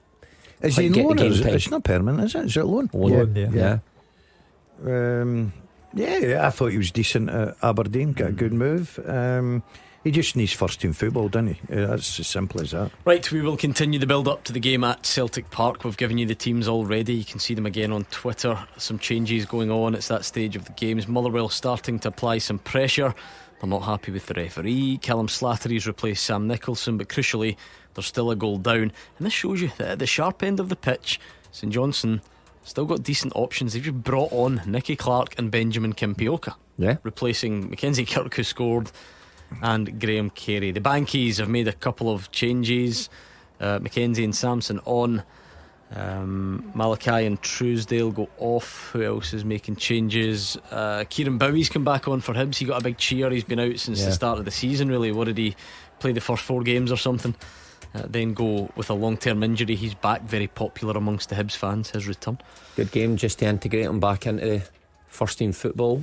And here's one for you. I've got an exclusive announcement to make to you all on the show. You're not that lucky. I genuinely think you'll like this, honestly, because I know that you're easily pleased. I think you'll like this. And firstly, we're going to need some feedback from the guys out of the grounds. Yeah. Then you'll certainly need to go and do your homework over the weekend, because somehow the powers that be at the oldest and most prestigious cup competition in world football have decided that we get to pick the goal of the round. The goal of the round. We get to pick the goal of the round. Oh, we're going up in the world. Picked by Super Scoreboard. I mean, you think your Champions League nonsense, you Wraith Rovers, all of that stuff is about to get swept to one side. Amazing. This is the highlight of your career. We, as a collective, get to pick the goal of the round. Who makes that decision? What do you mean? Was there any mention of wages? Why don't we just pick an average one? Something just rubbish. So remember. Obviously, well, keep Hannah out to us. He's team of the week. Obviously, the goals haven't all been scored yet. There are games tomorrow, games on Monday night. So this week, at some point during the week, we will pick the goal of the round. How are we going to do this between us? Because we're a large team. Oh, as much as I love you all, I'm pretty sure it will just be whoever's on that night. Oh no! Make it Thursday. Tuesday, Thursday. I think you two could be. I think you could be in line for a Tuesday shout. Well, he's no I think you're looking at Tuesday, Wednesday type. Patch me in I'll the phone phone. you. I'll phone you if you want. I'll get involved. FaceTime me. I'm going to go for Duke up at Elgin City because he's just done a it. Beauty. Goal flashes with M&D Green Pharmacy. Yeah, Duke scored. Aberdeen 2 up at Elgin. There will be no shock there now. There's certainly no shock in Broxburn 0, Ayr 5. Have we already? Did we go early though? What way? Are you going to beat the Brecon boy last night? For goal of the round? I wouldn't have thought so. Hughes shock is in the balance. Ross County 2, Livy 2. I was in absolute stunner last night at Glebe Park. That will be tough to beat. And the standard of goal he beats as well. By the way, behind the goal was a great moment for Brecon. Where did all the fans come from? They were not about. They've got a successful team now. They are successful where? In what league? Highland League. Exactly. Is the hedge still there? Of course it is. They'll never cut down the hedge. You know what's behind the hedge? By the way, Roger Hannah makes an excellent point. What? If we give goal of the round to Brecon, we need to send him to present it. 100%. I'll be up there. That's brilliant. I'll get myself up there. Say what league he's in now? Where did I leave you?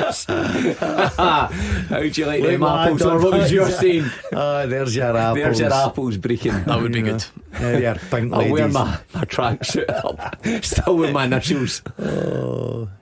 Goodness Ayr United 6 up at Broxburn. Jake Hasty. Fair play to Bruni, because they're in a good position in the Championship, and that's going about your business properly. Everyone's talking, could they be short? 6-0. That's you doing your job. Watt and Moses on. Moses, of course, scored a last minute winner last time at McDermott Park. Vale and Maswanisi off. The Motherwell fans are not happy to see him being withdrawn. It's all getting a bit fraught. Yeah, it sounds like the Motherwell fans are not enjoying their afternoon in Perth.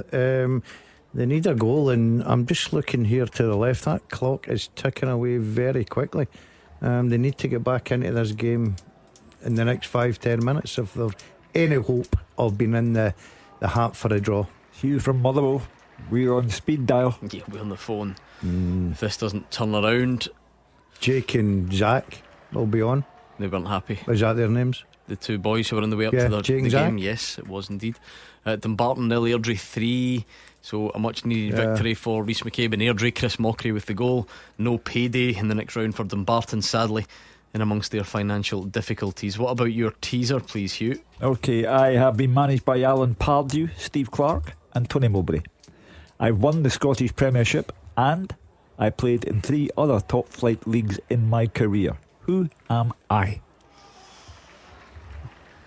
Some good answers coming in. A lot of people, and I can see why they've done it, have gone for Yusuf Malumbu. No. Wee Scooch said that. So did Kyle. So did Sean Ross. What about Jordan Jones? No. Ridvan went for Jordan Jones. Where is he now? Where is was Double he J? back at Wigan, was he? Last time I checked. When would Jordan Jones win the Premiership exactly? Oh, hold on. Goal flashes with M&D Green Pharmacy. St Mirren 2, Queen of the South 1. Brennan Dickinson, low shot, edge of the box, out of the blue, says Roger Hannah. Very much game on though. Oh, certainly is. We thought that St Mirren were home and host, looking forward to the next round, but all of a sudden they'll probably throw everything at St Mirren. That's an interesting one for Roger. Elgin 2-0 down and down to 10 men as well. Lyle Robert Booth sent off for foul and abusive language, apparently. What a name that is. the old hyphen. Lyle Yeah, Robert I like Booth. a hyphen. Who was my hyphen? Remember? You like a hyphen in the name. Right, any other goals going in at the moment? Not yet. Are we going to get any late drama? We've given you the Celtic Kilmarnock team news. Of course, still games to come tomorrow. Talking about paydays, Fraserburgh down to Ibrox, Hugh Keevins. Yeah, but it's a day out, but that's all it is. Philippe Clement heartened by the midweek display, the defeat of St Johnstone before that.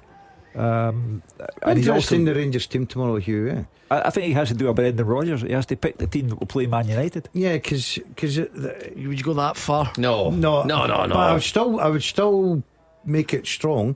Because you've got Thursday night, you've got to keep everybody sharp on their toes. I know there's a lot of games. You can start Dessers instead of Egaman, can you? All day long, yes. Well, have a look at his contribution there, right? Great goal, could finish top goal scorer. Connor Barron instead of I think the greatest respect you try and minimise who's going to play against Man United in their game time. You've played, or you've got 9 games in January, so it's not as if people are losing sharpness. Greatest respect to Fraserburgh. They could put a couple of young players in there as well. People are always moaning about they don't see any young players coming through. Bailey Rice, people like that. Well, that was a big talking point. He's getting integrated into the first team dressing room, then we didn't see him in the squad, and then if you're not going to play them or give them some part of this game, when are you? So it's a good opportunity for Philippe. Come on, good draw for him. Barton-Nil, Airdrie 4, Ben Wilson. So a really comfortable afternoon for the Diamonds. Darragh and McGonigal have come on for Clydebank. Go on and experience it, savour it all. That's what it's all about. Try and enjoy it. It's not a doing. It's not an embarrassment. It's far from it. Is it 3-0 at the moment to Hibs? So they will be in the hat for the next round. Will any of their players win goal of the round, though? That's the most important question. It's the one on everybody's lips, really. Yeah. When you What think did they win about for it? A wee trophy or something? Probably. Do you ever win that goal of the round? Goal of the round? No, I don't think I did. No, I don't think we had goal of the round. Things like that didn't exist back then. Yeah, goal of the round. No, I won B&Q vouchers once. If that's any good. How much? I think it was about £50. What did you buy? I sold them for 30. I'm not a handyman. That would have been a lot of money back in that day. Yeah, I got a wee trophy and vouchers, and I sold them to my neighbour. I says, "Geez, 30 big ones." 30 cash. B&Q at 9 o'clock this morning. It's not where you want to spend your Saturday morning. You is were. it? I used to love B&Q. Used to go a lot and just browse, but used to just go and browse. I used to like it. What else? What kind of DIY stuff can it's I not get? as bad as that other place, the Swedish place with 4 letters in it. That's in 54 years of marriage, that's the only place we've ever fought. Do you still get when you buy furniture from there, you get someone to come and assemble it for you, don't you? Correct. You would never do it on your own. It would be laughable. Oh, I don't. I'm the same as you, Hugh. Seriously, the instructions are there. Just build it. No, you don't. No, absolutely no. If you came with your phone and filmed me trying to do that, your phone would explode. You'd have 1 million views. I don't even think I own a screwdriver. Oh, come on. You just follow the instructions. I mean, I'm not even particularly that good at that stuff, but you can do the flat pack business. No, I can't. No. If the plug needs changed, Lady I'm the same. Lady Keevans used to do it. 2 wardrobes arriving this week to the Duncan House. And can you do 2 wardrobes? It's like I say, you're just following instructions. I'm not taking any credit. That's good, because I've got some stuff coming next week. I told you, I will never cross the threshold of your house. You'd love to come in. Nope, never. Give Absolutely. you a tour. That is the last thing. Remember, I said a tour. Absolutely the last thing I need. Dion Dublin will go into your house, home's under the hammer. Hey, all right, Shug. God, you've got a fancy place. Ayr United 7. Oh, there you are.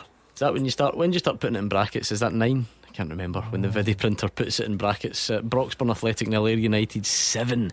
Scott Brown's side taking no chances whatsoever with the Scottish Cup. I'm trying to think if I heard anyone tipping that as their shock. I don't think we did on here. No, nobody. Yeah. There have been a lot of foolish tips this afternoon, apart from my fellow colleague over there, Hugh, and myself. So you're both still. We're still in it. Still in the running. We're still We're in both it. in extra time country now. Yeah, we're still in it. Hamilton Accies 1, Musselburgh 1. You're right, and Ross County 2, Livy 2. And I love Hugh's. He's clever about it because he has picked 2 teams that technically it's a shock. They're in different divisions, but they're quite close in the football pyramid. So we'll see how we go. I don't know if we've got any late drama anywhere else. Can Motherwell muster an equaliser in the next few minutes? They've been better, I think, just in the second half, but maybe a bar that was set fairly low. So how did I know the Motherwell fans are taking it badly inside McDermott Park. How do they view it in retrospect if they were to go out of the cup? Because they were playing another Premiership side away from home. So yeah, still they all hurt the cup exits, don't they? And if it's the team that's bottom of the league by a bit of a distance, and you've not been playing brilliant in the last few weeks, it's already not quite as much goodwill in the tank as there could have been. I don't think it will go down well. There's a theory back there next week in the league. There's a theory amongst Motherwell fans that every time there's a big travelling support or a big cup game or something like that, it sort of falls flat. Damn squad. And I think that's clearly what's happened here. Or it's in the makings of happening here. Fraser Wishart pointing out Hibs have scored 3 in 6 of their last 10 games. That's their magic number at the moment. They've got time to add to it, but they are 3-0 up against the Bankies. Are we in territory yet of rounding off the teaser? I'll give it another couple of minutes. If you could remind us of the question, Hugh, so we can get some last minute answers in. I have been managed by Alan Pardew, Steve Clark and Tony Mowbray. I have won the Scottish Premiership and played in 3 other top flight leagues in my career. Dave thinks it could be Jonathan Johansson. Nope. The House of Green and White Hoops, unclear who they support, has gone for Barry Robson. No. Okay. St Johnstone looking comfortable enough, says David Friel. 7 minutes to go, so no imminent sign of a Motherwell equaliser. Don't really think we could get late drama anywhere else, but I suppose your two shocks are still on the balance, as we mentioned. That's where the loss of Maswanisi comes into play now. You know, I would not take him off the park. He's got the best feet, knows where the goal is, has scored some beautiful goals this season. I just would not have removed him. A difficult one, that, Mark, 'cause I'm pretty sure Stuart Kettlewell's explanation would be one of, or a combination of these. He's had 75 minutes and he's not played brilliantly. He's tired, he's played a lot of games, he needs to come off, whatever. But Hugh and Motherwell fans would say, but if you're like the only one who looks capable of that kind of single moment of magic, you've got to just leave him on and see what happens. Keep him on, especially Scottish Cup, nothing to lose, you need to throw everything at it. You'd rather your goal scorers on there or your ones with the attacking threat on there. So yeah, what is the problem with Motherwell going forward? Not enough attacking intent, the way the team's set up. Maybe quite happy to be quite pragmatic about things and hopefully nick one. The problem was going to St Johnstone. The St Johnstone players probably welcomed a Scottish Cup tie. Just, that wee break from the league, that pressure's not there, they can go and just relax. A dangerous fixture. It does just show you though that it's not always that simple, because Motherwell, and I know Hugh, who comes on the phone and complains about the performances, the possession stats can be really, really low. Even in home games that they win, they can be really low. And you'll have noticed St Johnstone's are actually extremely high at the moment. They lost 3-1 at home to Dundee with well over 70% of the ball. St Johnstone. Simo Valakari. So to finish that off, I checked there, and it's actually quite evenly split in this game. So that surprised me. But the most important stat, 1-0 to the Sainties. Simo Valakari tipped this. He left Ibrox, gave his post-match press conference in a game in which St Johnstone were rancid, and he said it'll be a beautiful week because we don't have to bother about any Football, it has its ups and downs. There's the players who kiss the badge and kiss the club goodbye right after you've splashed out £100 to get their name on your kit. And the A-list striker who always sticks it in row Z. The good news is the Ladbrokes Acca gives you auto insurance, free bets back and big odds boosts. So whatever else lets you down, it won't be your Acca. It's a gaffer of an Acca from Ladbrokes. 18 plus, online and mobile. Minimum odds apply. Maximum 1 to 3 £10 free bets per customer per day. Up to £50 at boosted odds. Restrictions and T&Cs apply. BeGambleAware.org. Take time to think. Run, don't crawl for seriously low prices on baby items at Asda's baby and toddler event happening now. Like a pack of 30 Pampers Nappy Pants was £12, now just £6. And 6 Organics Raspberry and Apple Bars was £3, now just £2.50 per pack. And if you're an Asda Rewards Baby and Toddler Club customer, you'll get 10% back in your cash pot. Little ones sorted at Asda. Ends January 22nd. Selected stores online subject to availability. Requires app, email and registration. Mobile charges and exclusions apply. Full T's and C's. Asda.com/rewards/terms. Cappuccino for Kristen. Sorry mate, I've forgotten my card. Alright, of course you have. third time this week, just saying. I'll get the next ones, promise. No need. Oh, thank you. You can just send me £4.70 with your PayPal app. For your double shot oat milk skinny caramel latte with extra foam. Oh, don't forget my sprinkles. Don't just pay. PayPal. A PayPal account is required to send and receive money. Oh, Jamie's got a new car. He only passed his test last week. Chloe and the kids on the school run in their new hybrid, and the Flemings from 23 off to see their daughter at uni. Get car and van insurance that's right up your street at parkerscompare.com. Created by the experts at Parkers, we're 100% independent and dedicated to helping you find the right insurance policy. Quick and easy, you could compare quotes in just 5 minutes from some of the UK's leading providers. For car insurance comparisons you can trust, visit parkerscompare.com. Authorised and regulated by the Financial Conduct Authority. See website for details. To the league performances being catastrophic. He referred to the progress of the season as being misery, but he said this will be a beautiful week. Bit of relief. Yeah, and so far, he's absolutely spot on. Right, let's do it, Hugh. Let's finish this, just in case. Let's leave room for late drama. Yep. The second half teaser. With the scottishsun.co.uk/football. For the best football news and opinion online.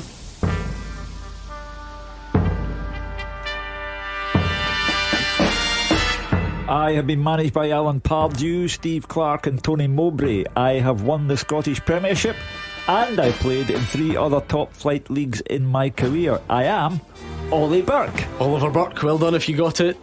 That was a good one, and lots of you did, I have to say. Although I'm a bit worried, right, because 2 different producers have sent me 2 different podiums.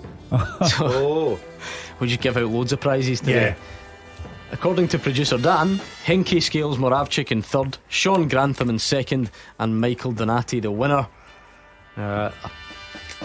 We could maybe an honourable mention for Kyle B, who appears to be in the mix as well. I don't know. There we go. 2 different podiums. Don't quite know how that works out, but there everybody's you are. a winner. You got it very early. Yeah. What was the big giveaway for you? I went in just piecing it together. I thought he wrote Chris Burke. Oliver Burke. I misread that. No, that's what I'm trying to think. Chris Burke. Man of many clubs. Yeah. Played in Germany and still playing in Germany. Is he still over there? Mm-hmm. Is it? He's had some moves. Someone say is he only 25 or something like that? 27. 27. Yeah. Just retire now, ain't you? Well, he said some international cap. No, bring him back. Werder Bremen, I think, isn't it? Yeah. Could do with a bit of pace, couldn't we? He's moved about a few clubs, hasn't he? For 27. Absolutely. Airdrie. 5. Yes, Dumbarton nil, Airdrie 5. Craig Watson with the goal. A bit of pressure from Motherwell now. A few corners. Is it too little, too late? That big travelling support will be booing for sure if they can't get something. In League 1, Annan nil, Inverness 3. A Billy Mackay penalty. So there are league games going on at the moment. With no VAR, I think Motherwell are running truly out of time and can see an exit from the Scottish Cup come the next few minutes. Yeah, don't forget, that probably means we'll get to the phone calls a bit earlier than normal because we don't have VAR delays. So 01410, Gordon DL. Hamilton Accies. So good. Hamilton Accies 2, Musselburgh 1. Sean McGinty in the 89th minute, staving off a potential big shock. Back to the 3 recliners. Yeah. It's a poor shout for you, wasn't it? Poor shout. I was unlike. Listen, I got a run for my money. About it. 01419511025. 10 minutes time, get your calls in. Let us know what you're thinking. If you're on your way to Celtic Park, it looks like it's certainly Brendan Rodgers' idea of his strongest team. Would you agree? Is that what you would have picked? Would you have picked something different? You can talk about something off field entirely if you like. Transfer window, Kieran Tierney, Kyogo, they've been the big ones on the rumour mill today. And then of course linked with a Spanish winger last night who breaks his collarbone and will be out for weeks, so presumably won't be making the move. Rangers fans, pick your team for tomorrow. I'd be interested in that because the guys debated it amongst themselves.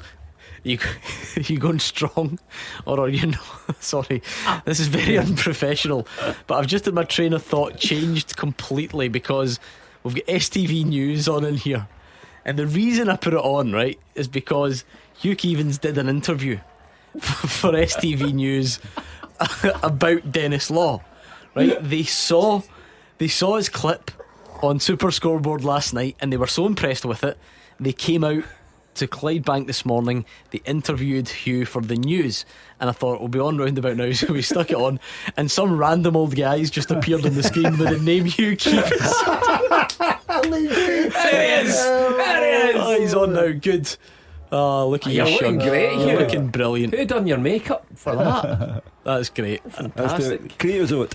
That was funny though, I have to say. That was just I thought they were going to cut you there from the full thing. Yeah, don't cut. Yeah. You've got some house with that studio in the background. Is it in here, is it? On air 4. Okay, through the back. Yeah, good on you. Right, where are we then? 4 minutes added in Perth. Motherwell need to come up with something. 4 added in Elgin. Aberdeen are going through. Hibs are going through. There's no real jeopardy left apart from that Motherwell maybe. Queen of the South, still chance for them to nick a last minute equaliser.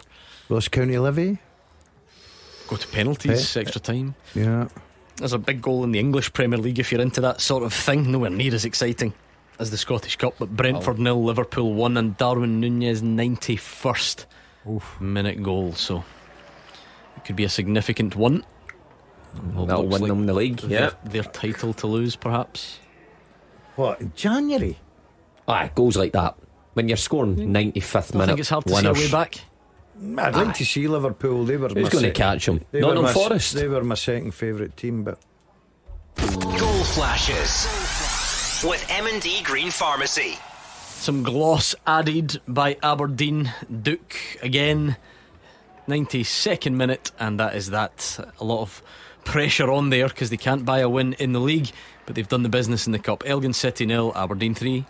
Yeah, well, that's respectable. You went and you didn't crumble, and now we'll see where we take it from there in terms of the league, because that's the important one. I think for Jimmy Thilane, just good to get that monkey off his back. I know it's only Elgin, but when you're desperate for a win, it doesn't matter who it comes against. But next round of the cup, job well done. You just have to, Gordon. You're in a no-win situation. If you win 1-2, even 3-0, nobody really cares. But if you lose, you're in a world of pain. Yeah, I never thought for 1 minute they would lose. I know they went up there and there's a lot of pressure. Their league form's been dreadful. But look, if they go with the right mindset, like most teams do, then they were well good enough to beat Elgin, and they've ran out comfortable winners. He'll be delighted with that. Any win's a good win. Let's see who he gets in the cup, but he'll need to start concentrating his league form. Nowhere near enough from Dumbarton. They were 5 down. They have scored on Craig McGuffey in the 91st minute. I don't know what even that. It's not even a late consolation, is it? It doesn't even qualify as that when you're 5-1. In fact, the full-time whistle's gone. Extra time going to be played in Dingwall. Good shout, Hugh. Yeah. It's about and Hampden. Goal, yeah, Queen's Park have equalised in the last minute against Montrose.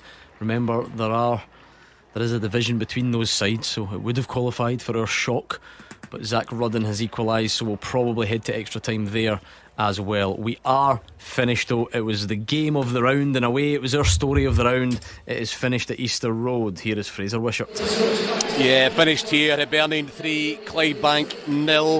I think the game went as expected. The comfortable win for Hibs. Martin Boyle with 2 and Milotnikov with the goals, and in general both very good, and they made the difference between the teams. But Clydebank did really well, especially defensively, and did themselves, and the 2,500 fans to my right who are on their feet applauding, proud.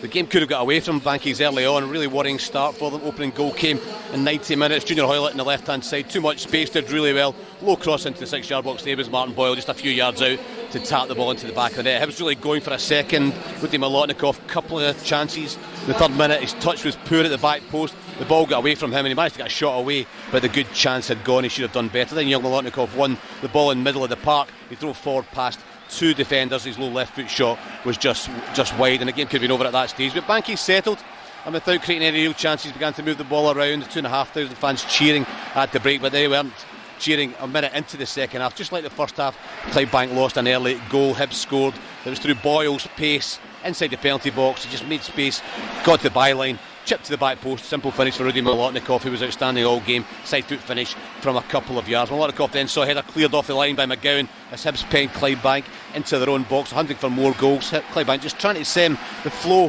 for a spell, defending well till the 59th minute. Martin Boyle scored Hibs third. Malotnikov with the cross. It wasn't cleared and the ball bounced awkwardly 12 yards out. Good technique from Boyle. He got over the ball and struck it into the back of the net from 12 yards. That was the end of the scoring.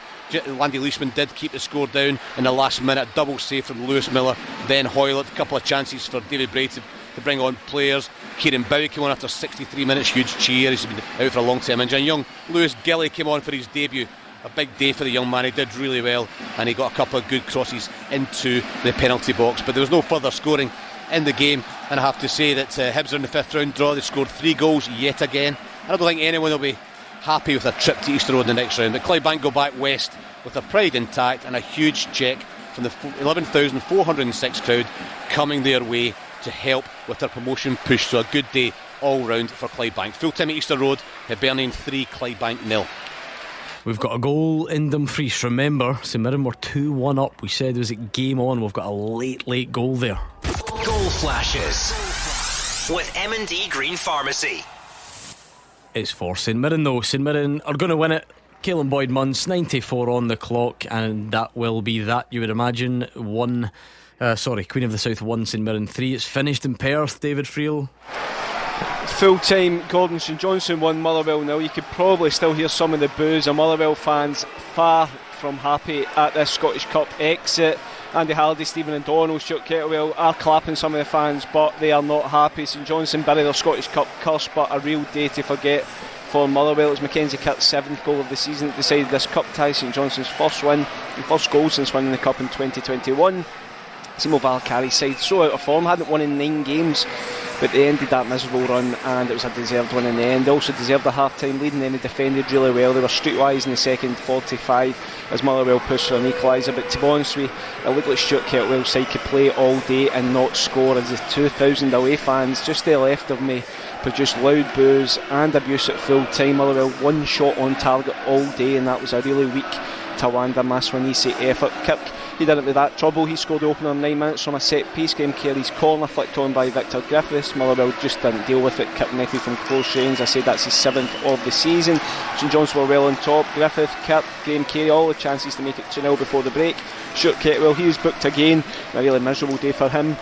Made loads of changes during the second half. It was St Johnstone who had the best effort of that second 45. Graham Carey, he was excellent all day as well. Came in from the right wing, crashed a shot off the base of the post. As I said, Motherwell just 1 shot on target to show for their efforts. They did play better in the second half. They threw everything at it at the end. Even goalkeeper Archie Mayer was up for a free kick, but they just didn't have the guile needed to break down St Johnstone. Timo Valakari and his players deserves huge credit. Really good performance, and I'm sure he will hope this can kick-start their season. That's for Motherwell and Stuart Kettlewell. Plenty of questions to answer. Full time, St Johnstone 1, Motherwell 0. Full time in Dumfries, Roger Hanna. Full time, Queen of the South 1, St Mirren 3. Stephen Robinson's men end a 4-game losing streak and head into the 5th round draw on Monday night. Kaosi Olasanya was the goal hero 2 in the first 21 minutes here at Palmerston. The first a tap in at the back post after a delivery from Killian Phillips. The second a clinical header from a cross by 17-year-old Callum Penman, making his first start for St Mirren and really impressing. Saints were in charge of this game for long periods of time. They did get a late fright. Brennan Dickinson firing a low shot into the corner of Zach Hemming's goal after 75 minutes. That was really out the blue, but it did rattle St Mirren a bit. They were forced back. Alec Gogic, a couple of headers out of the box. It was a really clever challenge inside the box by substitute Caelan Boyd Munce near the end, and there was a penalty shout in stoppage time, and Adam Brooks went down under a strong challenge by Gogic in the box. But St Mirren finally got relief 4 minutes into stoppage time. They burst from end to end. Owen Aseni, one of the substitutes, timing his pass beautifully for another substitute, Boyd Munce, and his finish past former Buddies goalkeeper Ross Stewart was emphatic to finally lift the anxiety from the travelling supporters. It's finished at Palmerston. Queen of the South 1, St Mirren 3. It's finished as well. Aberdeen are through against Elgin, quite comfortable in the end. So no real Scottish Cup shocks unless we can get something happening in extra time. If Livy were to knock out Premiership Ross County, it wouldn't send shockwaves around the footballing world, but it would qualify for one. They play in different divisions. Similarly, Queen's Park and Montrose are going to go to extra time as well. But we've reached that stage on a Saturday where we hand over to you on the phones pretty much. Just one more full-time report to go, so why not get your calls in right now on 0141 951 1025. What did you make of today's action? Clydebank fans, I'd love to hear from you. How was your day? I know it sounds a bit patronising, but you lost in the end. Proud? Is there a level of respectability intact at that 3-0 scoreline? Give us a shout right now on the phones if you can. 01419511025.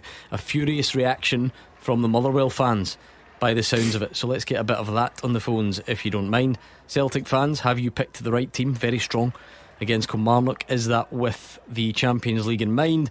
And what would your team be tomorrow, Rangers fans? Would you go strong?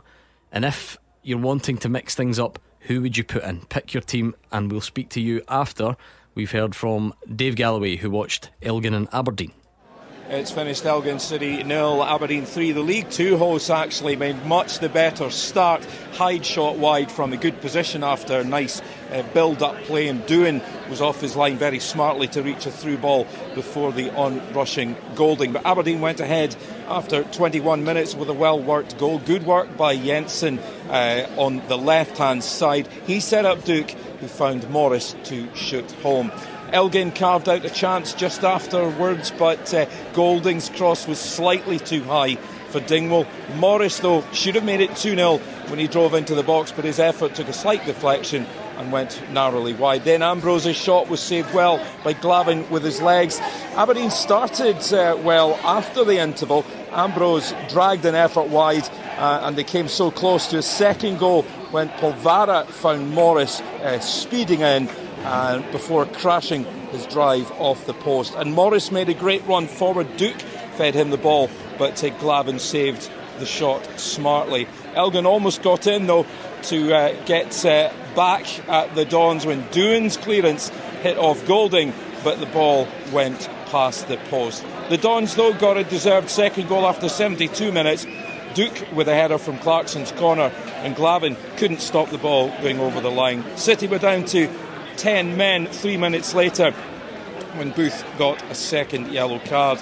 McDonald carved out an opening for Elgin on the edge of the box late on, but shot straight at Doohan, and there was still time in the 92nd minute for one more goal. Duke got his second and Aberdeen's third, curling a low effort in off the post. So Elgin gave it their all, but Aberdeen comfortably through with their first win in 13 games. It finished Elgin City 0, Aberdeen 3. Over to you now. What have you got for us? 01419511025. Did your team go through today? How happy are you? Did your team go out? How unhappy are you? Look ahead to Celtic Kilmarnock and Rangers Fraserburgh, and anything else at all. It really is up to you. But please do give us a call right now if you can on 01419511025, and we will take your calls next. The winning team all season long. This is Clyde One Super Scoreboard. It's that time on a Saturday where we hear from you. Whatever it is that's tickled your fancy in a footballing sense today, you share it with us. Whether it's good news for the likes of St Mirren fans, Aberdeen fans, Hibs fans, all kind of doing the business and easing through, or sometimes when it's bad news you want to shout a bit louder. Motherwell fans, a huge number up at McDermott Park. Loud boos as the team came off. Where did it go wrong? Where is it going wrong? How frustrated are you? And how many of you will go back in the league next week? Which might be the most relevant question after all of that. Give us a call, 01419511025. Right, what about tonight then, Celtic fans? That on paper looks like at least many people's version of Celtic's strongest team. Is that with the Champions League in mind? Do you disagree with that assessment? Do you think there are players that have been left out that are part of your strongest team? Do let us know. You can talk transfer window as well while we're at it. And what about tomorrow, Rangers fans? Pick that team, because Hugh Keevins is thinking just go strong, just get in the swing of things ahead of Man United. Or is it a day for a Bailey Rice? Is it a day for Cyril Dessers to get a bit more football? Someone else that maybe deserves a chance? You tell us on the phones right now, please. 01419511025. Good day so far, Hugh? Yeah, those who should have won have won. There's no drama for Jimmy Tilleen. David Gray, professional job against Clydebank. Clydebank go out with their head held high. The only one left now is Ross County from the Premiership into extra time against Livy. But a special mention for Scott Brown as well. I think that's, highlighting the gulf between the two sides. 8-0 against Broxburn, and I'm sure Scott Brown will be looking at the draw tomorrow night and fancying perhaps taking Ayr to Ibrox or Celtic Park, if there's an Ibrox or Celtic Park to go to. Yeah, well, he went there last year, didn't he? With Ayr, I'm sure, did he, Scott Brown? But yeah, good day for the teams, the bigger teams in the draw. I've mentioned to Clydebank because I think when you lose a goal, you know, a minute in either half, it could have easily have been a drubbing. But I think Gordon Moffat will be quite pleased, and a good day out for everybody in the town that went along. But the interesting one still taking place just now up in Dingwall. You know, a huge one up there, so that could be the upset. And who knows what this could mean. These victories for teams getting into the next round, the money it could earn them is huge for teams in the lower divisions. Good day for most, the favourites. They got through. Some of them, like Ayr United and teams like that, done it in style. Disappointing for Motherwell to go to Perth and only get one shot on target, Gordon, for 90 odd minutes. And take such a real good following up there. They'll be highly disappointed coming down the road, but well done to St Johnstone. They needed a result, keep their season going with a cup run, and Mark quite rightly touches on it. We've still got a Premier League club that could exit the Scottish Cup tonight with playing extra time with Livingston. Yeah, Ross County 2, Livy 2, about 103 minutes gone so far in that one. So as I keep saying, it is over to you on the phones. Let us know what you're thinking, Motherwell fans. How disappointing was that today? St Mirren, Aberdeen, Hibs, the likes of those clubs are all through. I know why we've not heard from any Clydebank fans yet, because the players are still on the pitch. I think they're very reluctant to leave. They're enjoying their moment, but eventually when you get back on the whatever it is, bus, train, walking back to where you're parked, Clydebank fans would love to hear from you and find out what your day was like. I think we can go back to Celtic Park at some point, hopefully, as well, and speak to Gabriel. Is he there currently? Yes, he is. Gordon. Gabriel, maybe a recap of those teams and a flavour of what's going on there. Yeah, of course. Well, Brendan Rodgers said his side hit a bit of a wall up in Dundee on Tuesday night, but he expects them to pick themselves up and go again here.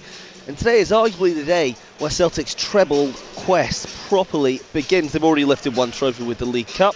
They've got one hand on another. They're 13 points clear in the league, as we all know. And the final leg gets underway today. Of course, you hark your minds back to the famous final back in May last year. Adam Eder scoring the last-minute winner against Rangers at Hampden to lift the old trophy.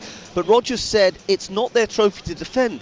They've got to go out and win it again. And of course, they've not got the easiest of draws here today, Gordon. Kilmarnock are in town. Derek McInnes' men were the side who stopped Rodgers winning a treble last campaign. In fact, McInnes is the only manager to ever knock him out of a domestic cup competition here in Scotland. The Ayrshire side haven't played since the 8th of January, which is a rare break amongst the winter fixture pile-up. This will be Celtic's third game since then. Go through the teams again. Celtic, as you say, full strength. 4 changes from Tuesday night's draw. Bernardo McCowan, Yang and Eder drop to the bench. Engels, Hatate, Kuhn and Maida come in. So it's Schmeichel in goal. The defensive Johnson, Carter, Vickers, Trusty and Taylor. McGregor, Engels and Hatate, the midfield 3. Kung and Maida on the wings. Kyogo leads the line. Substitutes, Sinisalo, Scales, Eder, Baye, Yang, McCowan, Bernardo and Ralston. Just one change for the visitors. Liam Donnelly coming in for Kyle McGuinness. So it looks like it'll be a 3-5-2 formation with McCrory in goal, Mayo right and Dees at the back, Murray, Lyons, Polworth, Donnelly and Ndaba across the middle, Watkins and Wales up top. O'Hara, Ramsey, McKenzie, Armstrong, Watson, Mackay, Stephen Anderson and Brown are the substitutes. Brendan Rodgers said yesterday, Mark, we're not defending the cup, we have to go and win it. Don't split hairs, it's the same sort of thing to many people. I know what he means. You try, you start again, clean slate. It's that sort of mentality. But whatever it is, this is a competition that Celtic have done extremely well in. I mean, across their history, but particularly in recent seasons. And he would not want it to fall apart at home at this stage. No, certainly not. Look, I think he could have asked for an easier fixture by fortune than at home, so he always takes that. But at this stage of the cup, when he knew he had Champions League fixtures coming up and 2 big ones in this month alone, he would have hoped for a team probably in a lower division that he could have rotated a lot of that squad and maybe gave some of the younger kids a chance. but he's got Kelly, so he's taking the game very, very seriously. He's put out what we probably regard as his strongest team. He'll hope that nobody picks up any injuries. He will hope that starting 11 can get the job done pretty quickly, so he can utilise his bench. But Kelly will pose a threat, there's no doubt about that. But it's a cup that Celtic, my time, before my time, going back to when Hugh was reporting games and when he was a kid, Celtic always take this competition seriously. It is our big cup competition, so I think the team reflects that this afternoon. They'll be hoping they can get it done convincingly. Or did you catch that? I thought he meant it's our big cup competition, as in Celtic. But he meant the country. He's trying to get another ticket for the next round. I was worried about him there, but he made some good points, in fairness to him. He did. Look, it's not the ideal drawing, the fact that you get another Premier League club, that they're decent. Kilmarnock, they've got some good players, but the benefit for Celtic, they got a home draw and they'll fancy themselves against anybody at Celtic Park. I don't see them slipping up tonight. I think it's a very strong Celtic team. I think it's probably nearer the strongest 11 that Brendan Rodgers has got at his disposal. You can argue with Bernardo be in there in the middle of the park, but the rest of it, picks itself. It's got to be a difficult night for Kilmarnock, but Derek McKinsey's been here many times. An experienced manager, knows how to set a team up. But if Celtic play and they're on the front foot, they will be in the next round of the Scottish Cup. Hugh, we've been down this road many times. We all know the way the expectation sits for Celtic at the moment. There are other countries, there are other clubs where you can go out of a cup. It's not the end of the world. It can happen. This just isn't one of those environments, because Celtic's success has been so high in recent seasons. Not only is it the cup, it becomes part of a treble. We never used to talk about trebles, but you can talk about them all the time now. Brendan Rodgers appears to get irritated by the kind of hair trigger reaction to everything in Scotland in general, Glasgow in particular, and there's been plenty of reaction to Celtic's performance and result against Dundee on Tuesday night. But they are 13 points ahead of Rangers, theoretically 14 points when you factor in the goal difference. I just think tonight's important because it sets the tone for Wednesday and Young Boys. And if there was to be a performance from Celtic that threw up more question marks, then the crowd will react. And we will have recent evidence of the crowd reacting. We had that whole spat between Brendan Rodgers and the fans when the ball went backwards, and the crowd reacted badly. Brendan had his say. The fans had their joke by singing every other song apart from Kieran Tierney. So there is that uneasy relationship, but that team ought to be good enough. As I say, 5-0 to finish the season at Kilmarnock, 4-0 to start the new season against Kilmarnock.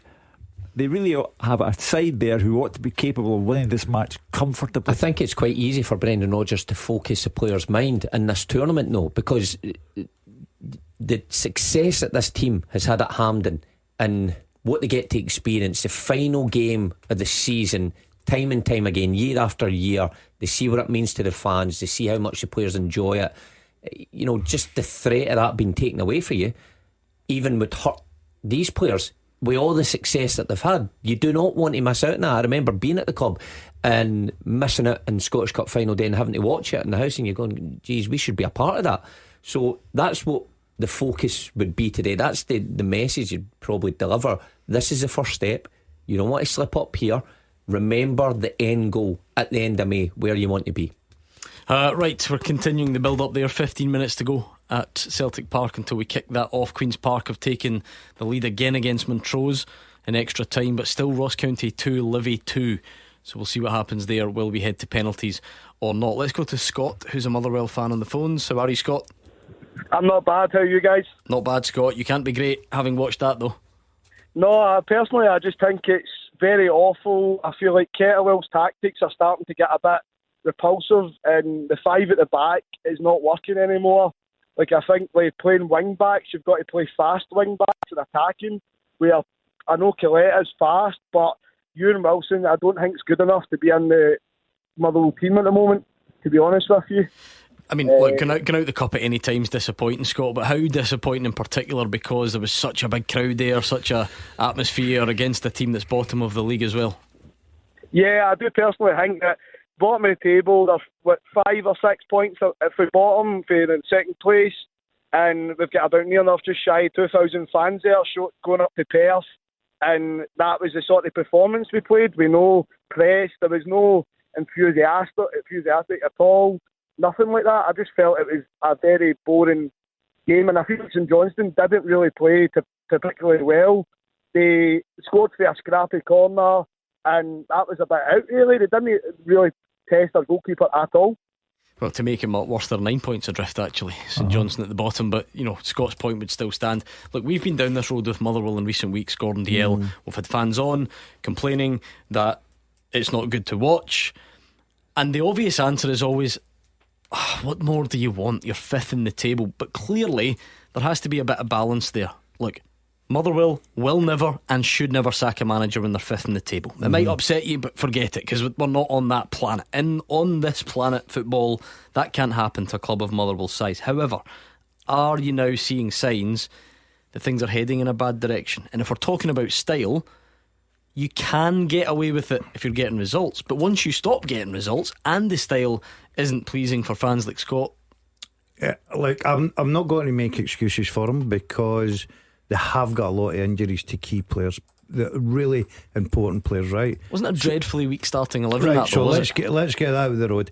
So I think that there's a way you can. Cup football is always there for the upset. Now, St Johnstone are a Premier League side. They are at home, right? But I fancied Motherwell go up there and do the job. I didn't think it'd be pretty. Now, for a supporter, there's ways that you can get put out the cup. A little bit unlucky. It was a great game. They scored with a set play in the last minute. But whatever it may be, a referee decision, whatever. But if you're a Motherwell fan getting up there today and you're analysing this game, your team's had one shot on target, Gordon. That's not good enough in cup football for me. And they'll be highly disappointed come down that road. Of course they will, because there's nothing more exciting than sitting on Monday night after the derby and looking at who we got to get in the cup. That's not going to happen for Motherwell supporters. League form, you're correct. Stuart Kettlewell can look and say, well, the league's our bread and butter. We're sitting 5th, we're in the top 6 here, we're doing okay. But again, put out the cup the way Motherwell went out the cup today is a real sickener for the Motherwell fans. Especially when you concede a goal early on, there's a lot of time to correct that. There's a lot of time to change and go more forward thinking. Okay, get in at half time if St Johnstone are the more comfortable team, get in at half time and rejig things. And like that says, it's cup football, there's nothing to lose, so maybe throw caution to the wind a bit. But by the sounds of it was kind of stick to the same. And well, the one shot and goal kind of highlights it was the same. You think throw more bodies forward. I know that sounds easy, but it sounds like it's a wee bit samey to what we've seen from Motherwell in the past couple of weeks. And Hugh, the other problem with the we are 5th or Motherwell are 5th, so therefore everything's okay argument is that there's only 7 points between 5th and 11th. Yeah, okay, the league is very, very bunched up. 5th is great, and credit to Motherwell for getting there, and you can put a positive spin on that as well and say they're only 4 points behind Aberdeen in 4th, right? So you can do that both ways. But the concern clearly for Scott and others is that 5th place isn't going to be anywhere near that for much longer if things don't improve. And in a week in which Motherwell have lost Paul McGinn for 3 months and have a worsening injury problem at the club, the fans seem not to bother about that. Motherwell fans seem to coexist with the manager in an uneasy fashion. Every time, and I mean every time, they have a poor performance, Kettlewell all the time. You need to have a referendum to find out what the actual percentage is who are opposed to the manager. But it does seem to me the manager is there doing his best, still in the top half until evidence is given to the contrary, but the fans don't rate him. How worried are you about the direction this is heading, Scott?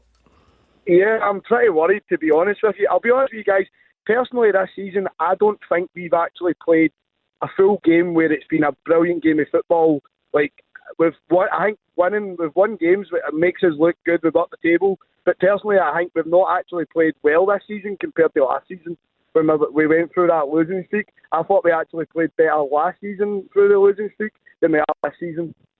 And that's that age-old balance, Mark, because I know what one I'd rather have, to be fair.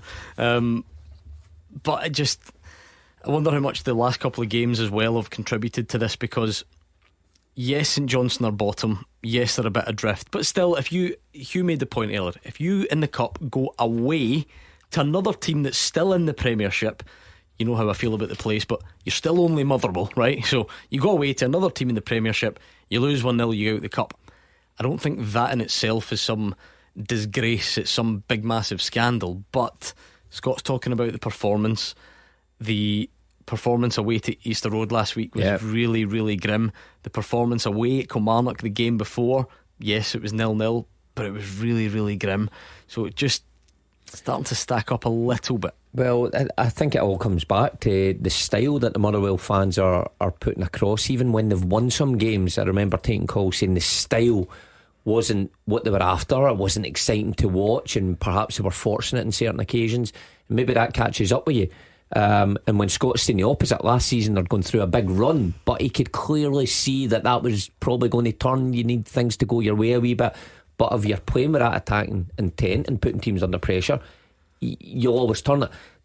The problem for Scott and the Motherwell fans is they don't see anything going forward in the forward areas, and that will always put your back line under pressure, and all it takes is one goal like today to beat you, and that becomes a slippery slope. You end up falling down the league, so he needs to be careful, Stuart Kettle. It would be nice to have Lennon Miller available and Apostolos Stamatolopoulos Gordon. So and you lost your goalkeeper as well, Gordon, first choice goalkeeper. You've got to bring it. You didn't have a goalkeeper up until the day before Easter Road. Look, I'm not making excuses, but he has had a real bad run of luck with injuries, and it's to key players, guys that would have been playing week in, week out. They've still got a strong squad. He's been backed by the board and everyone at Motherwell. Have a look at the amount of players and the wage bill they must have at Motherwell. So yeah, Stuart will come under a little bit of criticism. If you asked him fifth in the league, I know Scott goes week in, week out, and I've heard it before from Motherwell fans saying, look, the football's not great, we're getting results, it's not good to watch, we're paying hard earned cash. Totally take all that on board. It's a results driven business supposed to be, but that's a real blow today. One shot on target. Thank you, Scott, who's an unhappy Motherwell fan, and understandably. You can keep your thoughts coming on that. Clydebank fans, are you back in the car yet? On the train, bus, whatever it is? How was it? How was it today? You've had the big day. It didn't go to plan on the pitch, but it also wasn't a doing. So how do you look back on it all? Give us a shout and we'll get kick-off from Celtic Park next. Action as it happens, and your reaction from 5 on the open line. This is Clyde One Super Scoreboard. Hugh Keevins, Mark Wilson and Gordon Dalziel are here. We've got Gabriel at Celtic Park as we build up to kick off there. We are only 3 minutes or so away. We've got extra time still ongoing, nearly finished between Ross County and Livy, so we could have one of the ties heading to penalties. The only other one that's in extra time is Queen's Park and Montrose, but it's 3-2 to the Spiders in that one. The open line is here as well. It's just a bit distracting when you've got a game in the middle of it, but give us a call. We've already had one angry Motherwell fan, so what are you thinking on that topic or any others? Clydebank fans, how was it today? I know you lost, but nevertheless still a big occasion. 0141 951 1025. And then what about tomorrow, Rangers fans? Is this the day to start Bailey Rice? Is this the day to start some of the other academy prospects, or is this all about just keeping a strong team and getting minutes under the gloves, as Gordon Dalziel would say? Yeah, great saying. Give us your thoughts tomorrow, please. 0141 951 1025. Even we, Hugh Keevins, I don't think would ask the can there be a shock on the cards at Ibrox question. I don't think we could we? No. Okay. I'm torn. As I say, I think I would do what Rangers copy Celtic do what they've done, pick your strongest team, give Igimani a first half hat-trick and then take him off. I see your logic. Do you agree or disagree with our learned friend? Let us know right now, please. Celtic Park, though, Gabriel, how's it filling up? Because I know that these football fans pay an awful lot of money. These games are not on season tickets. Celtic have had or will have 9 games in January. Still a decent crowd? Yeah, Gordon, just filling up now as the two teams emerge from the tunnel. Not quite at capacity, but a good attendance here for the game between Celtic and Kilmarnock. Brad Lyons and Callum McGregor just leading the teams out. I'll quickly run through them. Celtic lineup: Schmeichel, Johnson, Carter Vickers, Trusty, McGregor, Engels, Hatate, Kuhn, Maida, Kyogo. For the visitors, McCrory in goal, Wright, Mayo and Dees at the back, Murray, Lyons, Polworth, Donnelly and Ndaba across the middle, Watkins and Wales up top. The referee, Nick Walsh, is shaking hands with the teams here. Stephen McLean will be the VAR today, Gordon. So Derek McInnes' side are well rested. They've had 10 days between games. Very strange in this January fixture pile-up. He is the only manager to ever beat Brendan Rodgers in a Scottish competition. But Celtic, they've already got one trophy in the bag this season. They've got one hand on the league title.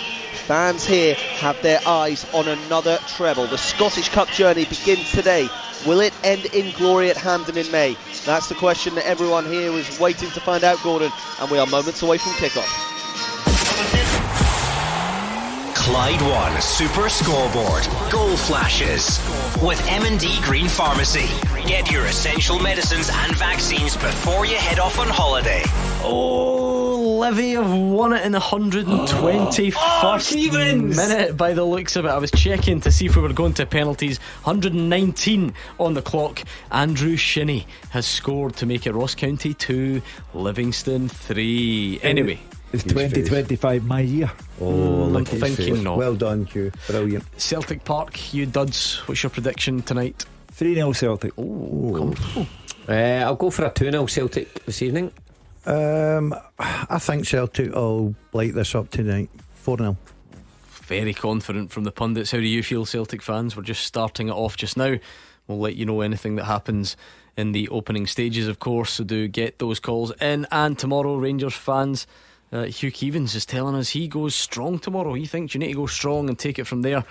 But do you have other ideas? Is this not the type of game a Bailey Rice could start? A rare Cyril Desser's appearance from the beginning?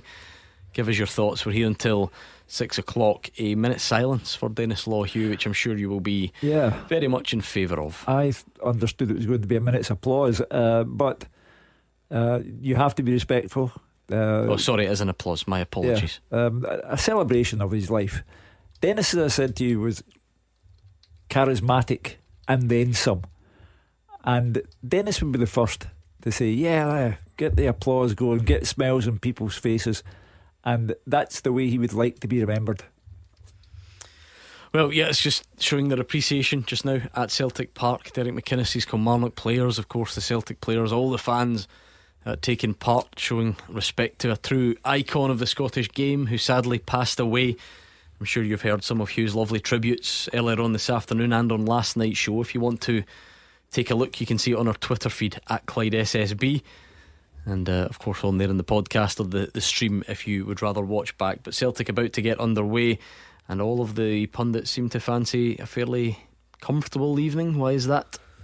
Well, just because of the team that Brendan Rodgers put out. I think the importance of the competition as well, how they faced this fixture before against Kilmarnock. I think they'll want a reaction as well. If you're the manager and you lost 3 goals at Dens Park and you've lost 3 goals at Ibrox, and you know, you don't want that to continue, so you want a reaction right away from your team. So I think that's why it'll turn out to be a comfortable one. But again, Kelly are no pushovers, are they? If they get it right, and we've seen a Derek McInnes side get it right before defensively, then they could be hard to break down. But if they turn up like they did again at Ibrox, when was that, 2 weeks ago or something like that, or 3 weeks ago, then they'll be in trouble. When they knocked Celtic out of the Premier Sports Cup last season and followed up by beating Celtic 2-1 in the league at Rugby Park, it was an odd time for Brendan Rodgers and for Celtic. There was all sorts going on at the club, and Brendan had to fight to steady the ship, and Kilmarnock took advantage of the uneasy period. But when Celtic were at themselves and they have a chance right away, when they were at themselves, then they beat Kilmarnock comprehensively. Kuhn went through for a chance in 20 seconds there. A blistering move from Celtic, releasing Kuhn. He took a heavy touch and clattered the goalkeeper, so Robbie McCrory's going to require some attention, but very nearly, I'm going to say a quick start. That would have been quicker than that from Celtic. Incredibly, 20 seconds on the clock, and it's not often we say heavy touch. But to be fair, I think Robbie McCrory gets out very quickly as well and takes a sore one. He does, but it's a good move from Celtic. A bit of sharpness there. That's what Celtic are known for, especially at home. They were trying to go off to that quick start, Gordon. I think if he's 10-15 minutes into this game, he takes a better touch than that and he scores, because he's certainly got that ability in his locker. But as you quite rightly said, brave goalkeeping. He's out quick, he narrows down the angle, and he's taking a bit of a sore one. So it'll be interesting to see how this develops. Yeah, I was a sore one. Brave goalkeeping. You just would not like to be in that position, would you, where you have to charge out, and he's almost going face first, sliding down to get that ball as Kuhn's stretching out. Like he's moving, you know, it's not like he's unconscious or anything like that, but the physio's chatting to him. But a good opportunity for Celtic. I think Kuhn should do better. When he wastes touch. I think it's just a compliment for Kuhn that we're saying he should do better. His first touch sits away from him, and it's his knee. By the way, without overanalyzing these grim moments, how's that not knocked him out? I'm not an expert in these things, but that looked really, really grim. I wonder if he's done, because the sub goalie is getting boots up, warmed up. He's actually not lacing his boots up, he's putting his shorts on, because of course he's come up with his shorts. That's going to be a real concern for Kilmarnock. We're now 2.5 minutes in, and we've played next to no football, because kick-off happened, Celtic raced through, couldn't have the chance, and caught Robbie McCrory, who might have to come off. No, you can't take any chance. That looked a real sore one. You can't take any chances with players nowadays, and especially that one. That was the knee right into the face. You can see the goalkeeper shaking his head. He knows maybe his night is finished already after 2 and a bit minutes. Oh, he looks. Was that a black eye? Yeah, that could be the old. And listen, we're not doctors. I tend to hate when pundits do this, and then we're going to do it. It could be maybe the cheekbone. I think it looks sore. It's already bruised, so there could be a bit of an issue there. Yeah, you can't continue. No, there's certainly no doubt that they're doing the right thing. You know what? A couple of weeks ago, my young goalie got the exact same as that incident, and it came up like that, and he'd fractured his full cheekbone in I think 3 places, required surgery. It looks very similar. Yeah, you can tell, because Robbie McCrory's not unconscious, hasn't been at any point. He's up and he's walking about, but he obviously knows that there's damage been done to his cheekbone. You can see it, and he knows it. Oh, it's getting worse. Every time you look up at the screen, it's getting worse. And off he comes. Fair play to him. Take your hat off to goalkeepers who come out and, you know, put themselves on the line like that, such high speed. And Kuhn had every right to go for it, and it was just his falling knee. Yeah, it's just an accident, Mark. It's just a collision, and as you say, brave goalkeeping, but it's certainly cost him. I'm just surprised he's not right up that tunnel trying to get some ice onto that. I think it's more than ice. I think he's maybe off to the hospital, for being honest. The ice will fix that. I know, but trying to keep the swelling down, Mark. Get a magic spray on it. That's first and foremost. You can see it every time the pitchers went to him, it was swelling up. You've got to get ice on that, try and keep that down. And then Kieran O'Hara is the man who comes on at Celtic Park after only a couple of minutes. I mean, a great intervention, if you want to look at it that way, from Robbie McCrory. He's kept his side in it early on, but my goodness, at some price. Well, it's the role of a sub goalie. You're never really expecting to go on. I mean, every other person on that bench may expect, my time may come and I may get 15-20 minutes, but as a sub goalie, you're probably thinking, okay, job's done, next point will be required as a warm up at half time, and you're into the mix 3 minutes in. What effect does it have on Nicholas Kuhn? You know, not a lot, Hugh, because he knows it's an accident, it's a coming together. Look, things like that happen in football. I think, you know. What do you think? You think he's out there riddled with guilt? No, I'm asking the question in all seriousness. No, I don't think in your subconscious, does it prey on your mind? That's all. No, not a chance. The thing that obviously Kuhn will be delighted with, he sees the goalkeeper walking off. It's not like he's getting carried off, he's unconscious. It could have been a lot worse. So Kuhn's got a got a job to do for Celtic now. It was an accident, no blame to either.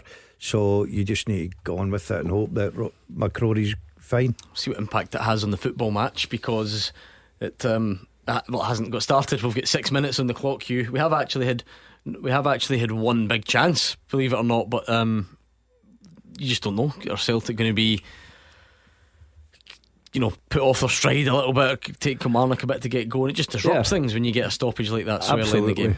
Yeah, I couldn't agree more. We've spoken about the team selection and this, that, and the other, and then all of a sudden we're speaking about something entirely different, and it is disruption. Free kick Kilmarnock, I think it was Carter Vickers who thundered into maybe Fraser Murray, was it? Yeah. Someone went up for a header. Away, yeah. Just a bit late, so the ball was bouncing, and Murray got there first, did he, and took Carter Vickers' head in the back of his. Yeah, it was a head collision. It gives Kilmarnock, it's a good angle. I think it's a bit far out for a direct shot. Goal. Yeah. Well, do you think so? You think you'd go for that? But it's a nice angle if he's going to just whip it in there and ask somebody to go and attack without it. doubt, you'd have a go for there. You think especially in the opening minutes against Schmeichel. What, you're about maybe 25 yards out on the angle. Listen, if he's beaten Schmeichel for there, he hits the crossbar. Fraser Murray going for it. I don't think he beat him. I think you get close. It's the bar, so a sign of intention from Kilmarnock early on, and of course giving away set pieces in and around the box. Then Kuhn racing up the other end, lays off Maeda. He should score, and it's saved. Dyson Maeda back in the team. So all happening at Celtic Park. Hits the bar at one end. What a start. And it's saved now. Kieran O'Hara now making the saves, of course. Celtic on the counter look deadly though, twice in the game, and it's a really big chance for Dyson Maeda. He hits it left-footed straight at the goalkeeper.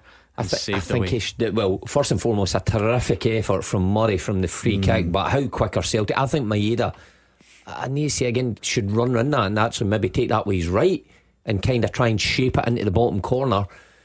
But that's twice Celtic have been in, just sheer pace taking off. Kelly leaving himself short at the back. I've got to say, I said it would take something special to beat Schmeichel from that distance. What a free kick that was. Yeah, a great game this. Yeah, nice and early on. Celtic 0, Killie 0. Killie have been forced into a change of goalkeeper already. Celtic have had two big chances. Killie have hit the woodwork. What a start. What a start we've got. Still time for you to phone us on 01419511025.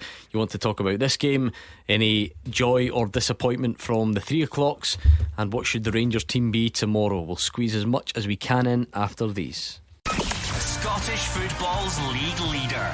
This is Clyde One Super Scoreboard. You just missed one of these from Celtic Park.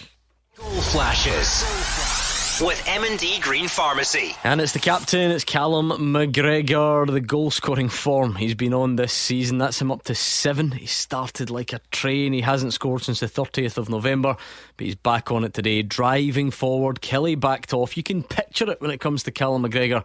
He's 20 yards and he fires it low into the bottom corner. Celtic have looked sharp, Mark, and they get their goal. Yeah, really sharp in these opening stages. They deserve to be in the lead. And if you've seen Callum McGregor's goals this season, well, you can imagine what he's done there. So great first touch, gets out his feet, good strike from 20 odd yards into the bottom corner, and they're flying at the minute, Celtic. It's good play from Celtic. Carter Vickers plays it into Kyogo. He comes off a defender, lays it off to McGregor.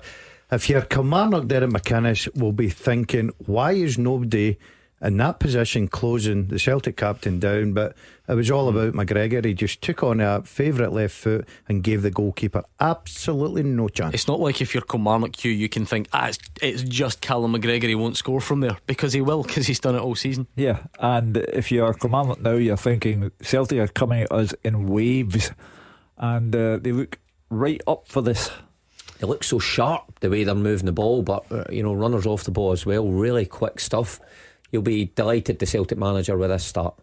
OK, so Celtic 1 up against Kilmarnock. We have had what does qualify for a shock. It's not a huge one, fine, but Livingston of the Championship have gone away to Premiership Ross County and knocked them out 3-2 after extra time. So that's a shock for me. There we go, well done to Livy going through there. Right, let's go to the phones, because we've got the chairman of Clyde Bank. We've got Grace on the phone. How are you, Grace? I'm very well, thank you. What's the emotions after today, Grace? Do you know, it's been a fantastic day today. The emotions from before the kick-off, seeing all the fans at Easter Road, was just absolutely amazing. Bit of mixed emotions through the game. However, today was about more than just the result. It was about the fans, about the players, about the experience for today. Well, that's it, Grace. I'm always careful to not sound patronising and say, well, you're never going to win the game anyway. I think it's difficult to choose the words, but is it more about just trying to first of all, make sure you can make a good account of yourselves on the pitch, but then take into account the bigger picture as well? Absolutely. Today, realistically, we knew that Hibs they're an on-form team. They've got on a great run for them just now. So we always knew it was going to be tough. But I think our boys gave a good account for themselves. And as I said, the game was really about today, the fans, about putting the club back on the map, put the town back where it should be, and just having a good day out for everybody. So Great. I think we achieved all of that. Grace, does the size of the travelling support tell you what the future could hold if the Bankies can continue to work the pyramid system in their favour? Absolutely. 2,500 Bankies came to our game today. Our average crowd at a home game are about 500 just now. If we could get 10% of that 2,500 come along in Home Park on a Saturday, in case anybody's interested, we've got shots on Saturday, 2 o'clock kick-off at Home Park. That can make all the difference. Get us winning the league, up through the pyramid and back where we rightfully should be. Did you speak to Gordon Moffat after? I did, yes. Yeah, I mean, obviously he's disappointed that we didn't win the game. He's disappointed we didn't score. But I think realistically, 3-0 against an on-form, top of the Scottish League's team, there's no disgrace in that whatsoever. What did it mean to you, Grace? You see all the hard work that goes in behind the scenes and where the club's been and all that sort of stuff. What did it mean to you? It's kind of testament to where we're trying to get to. I was at Easter Road the last time we played here 25 years ago. So to come back here today, but come back as our club, ran by the fans, for the fans, and being the chairman of that is just something that's the day that dreams are made of. And needless to say, you won't want it to be another 25 years then? Oh, absolutely not. It won't be. There's absolutely no chance. Today has proven that. Today's proven that, yeah, we're not there, but we're not a million miles away. And the players that we've got just now, on their day, maybe things could have been slightly different. Who knows? Brilliant. Well, Grace, we appreciate your time. Hope you had a good day and enjoy the rest of your night. No, thank you very much. I really appreciate your time tonight. Brilliant. We appreciate Grace's time. Chairman Clydebank, and what a day it was. Let's hear from Gordon Moffat that Hugh referenced. Probably just a wee level of lesson in the difference in levels. The timing of the goals was frustrating for me as a manager.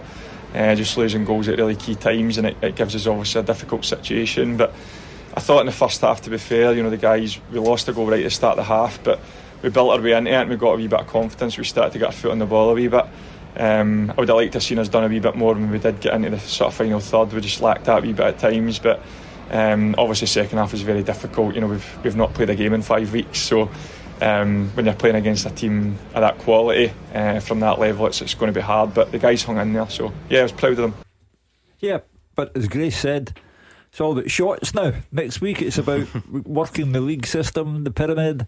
Today was a lesson in the latent support that Clydebank have. If you can take 2,000 fans, Motherwell took 2,000 to Perth. If you can take 2,000 to away games, how many will you get at home games if Clydebank can get back into the SPFL? That's the only thing that matters to the club now. Yeah, an outstanding day for them and all round for the club. But I even think that I look at it from a football point of view and what you're up against in the pitch. For Gordon to say that they've not had a game in 5 weeks but still go to Easter Road and show a good account of themselves, I think they can hold their heads up high. They will win that league, and it's about how they can progress as a club in the next couple of years. Will we see them back where they deserve to be? Okay, 18 minutes gone at Celtic Park. There was a lengthy delay within that, but still That's what the clock shows, and it shows Celtic beating Kilmarnock by a 1-0 and creating various chances. Gordon DL. Maeda was in with a header there. I think it was offside in the end. Yeah, it was. But nevertheless. Yeah, Celtic have come out the traps. I was expecting that, especially after the disappointment up at Dens, the way they played. But they've certainly started this game on the front foot. They had a little scare with that free kick that come off the bar. Terrific effort. But it's been all Celtic. They've got that early goal. The way they're playing, and if they keep this up, I don't think Kilmarnock will be able to. By the way, seen that free kick again, Schmeichel saved it. Schmeichel tipped it onto the bar. It was probably going to catch the underside of the bar and go in. So outstanding stop. And here they go again. Yeah, Celtic really rampant at the moment. I think it was Kyogo who went through and then slipped one past the post. He looks frustrated, but Celtic are attacking at will. This is reminiscent of Dundee. Celtic score an early goal and the misses come thereafter. Kilmarnock playing an incredibly high line for a team at Celtic Park. I have to say that Celtic look a lot more dangerous tonight than they did the other night, Hugh. I know what you're saying about the early goal, but this looks like a team very much in the mood. As I said, at Dundee they lacked intensity, they lacked the mentality that Brendan Rodgers were looking for, but they are bang on it now. Let's hear from Stuart Kettlewell. Motherwell out the cup at St Johnstone. No, listen, it's miles from where we need to be in the first half in particular. Thought reactions were horrendous to every situation, whether it be us in possession or us out of possession. I know I work with an honest group of players, but at times for me those instincts and reactions can make your body language look poor, which I'm mad on. And we didn't carry any threat whatsoever. I spoke about it to the players after the game there, that we find ourselves in a position where we've lost 4 goals the last 2 games. For the new goalkeeper in for the last 2 games, he's not saved the ball. So we have to take the responsibility for outfield players as to how that becomes a scenario. Listen, the players gave a reaction in the second half. Still nowhere enough quality. We had the run into the game, we had possession of the ball, we had territorial advantage, but I didn't feel we'd done anywhere near enough with it to carve out opportunities and to start to grow in belief. As I say, that possession element of it, that territorial advantage, it doesn't get you into the next round of the cup. You need to show more. You need to show more in terms of how you start a game of football, and you need to show more when you find yourself in the thick of the battle and you're up against it because of how you've started the game. And unfortunately for us today, it simply wasn't good enough. Still Celtic 1, Kilmarnock 0. Celtic have started brightly, but of course still a long way to go and work to do. What about tomorrow then for Rangers? Is it just is it straightforward enough and just look at who plays and how they come through it and that sort of stuff? Yeah, the only interesting thing about that tie will be what the starting 11 will be. Will he go with the strongest one looking towards Thursday night at Old Trafford, or will he give 1 or 2 players a rest looking forward as well? So it'll be interesting. I would like to see 1 or 2 younger, Bailey Rice is in the squad now. Why not play him tomorrow? If you're not good enough to play against Fraserburgh at Ibrox, then you should be in that Rangers squad. So it's a big decision for a manager. I know you've said a lot, Hugh. I don't even mind if you repeat it, but I think it would be fitting to just see us out tonight with a final tribute to Dennis Law on the weekend that he sadly passed away. It's been dominating the Scottish football landscape, and rightly so. Let's leave on that note. Dennis was honoured at every Scottish Cup ground today with a round of applause, a celebration of his life, not the mourning of his passing, a celebration of a life well lived. Thank you very much to Hugh Keevins, well said, and thank you for listening and calling and tweeting. We will be back Monday night from 6 to look back on all the weekend's Scottish Cup action and, of course, look ahead to some huge European ties as well. Enjoy your Saturday. I've got just the man for you. The GBX is up next, and we'll meet again on Monday.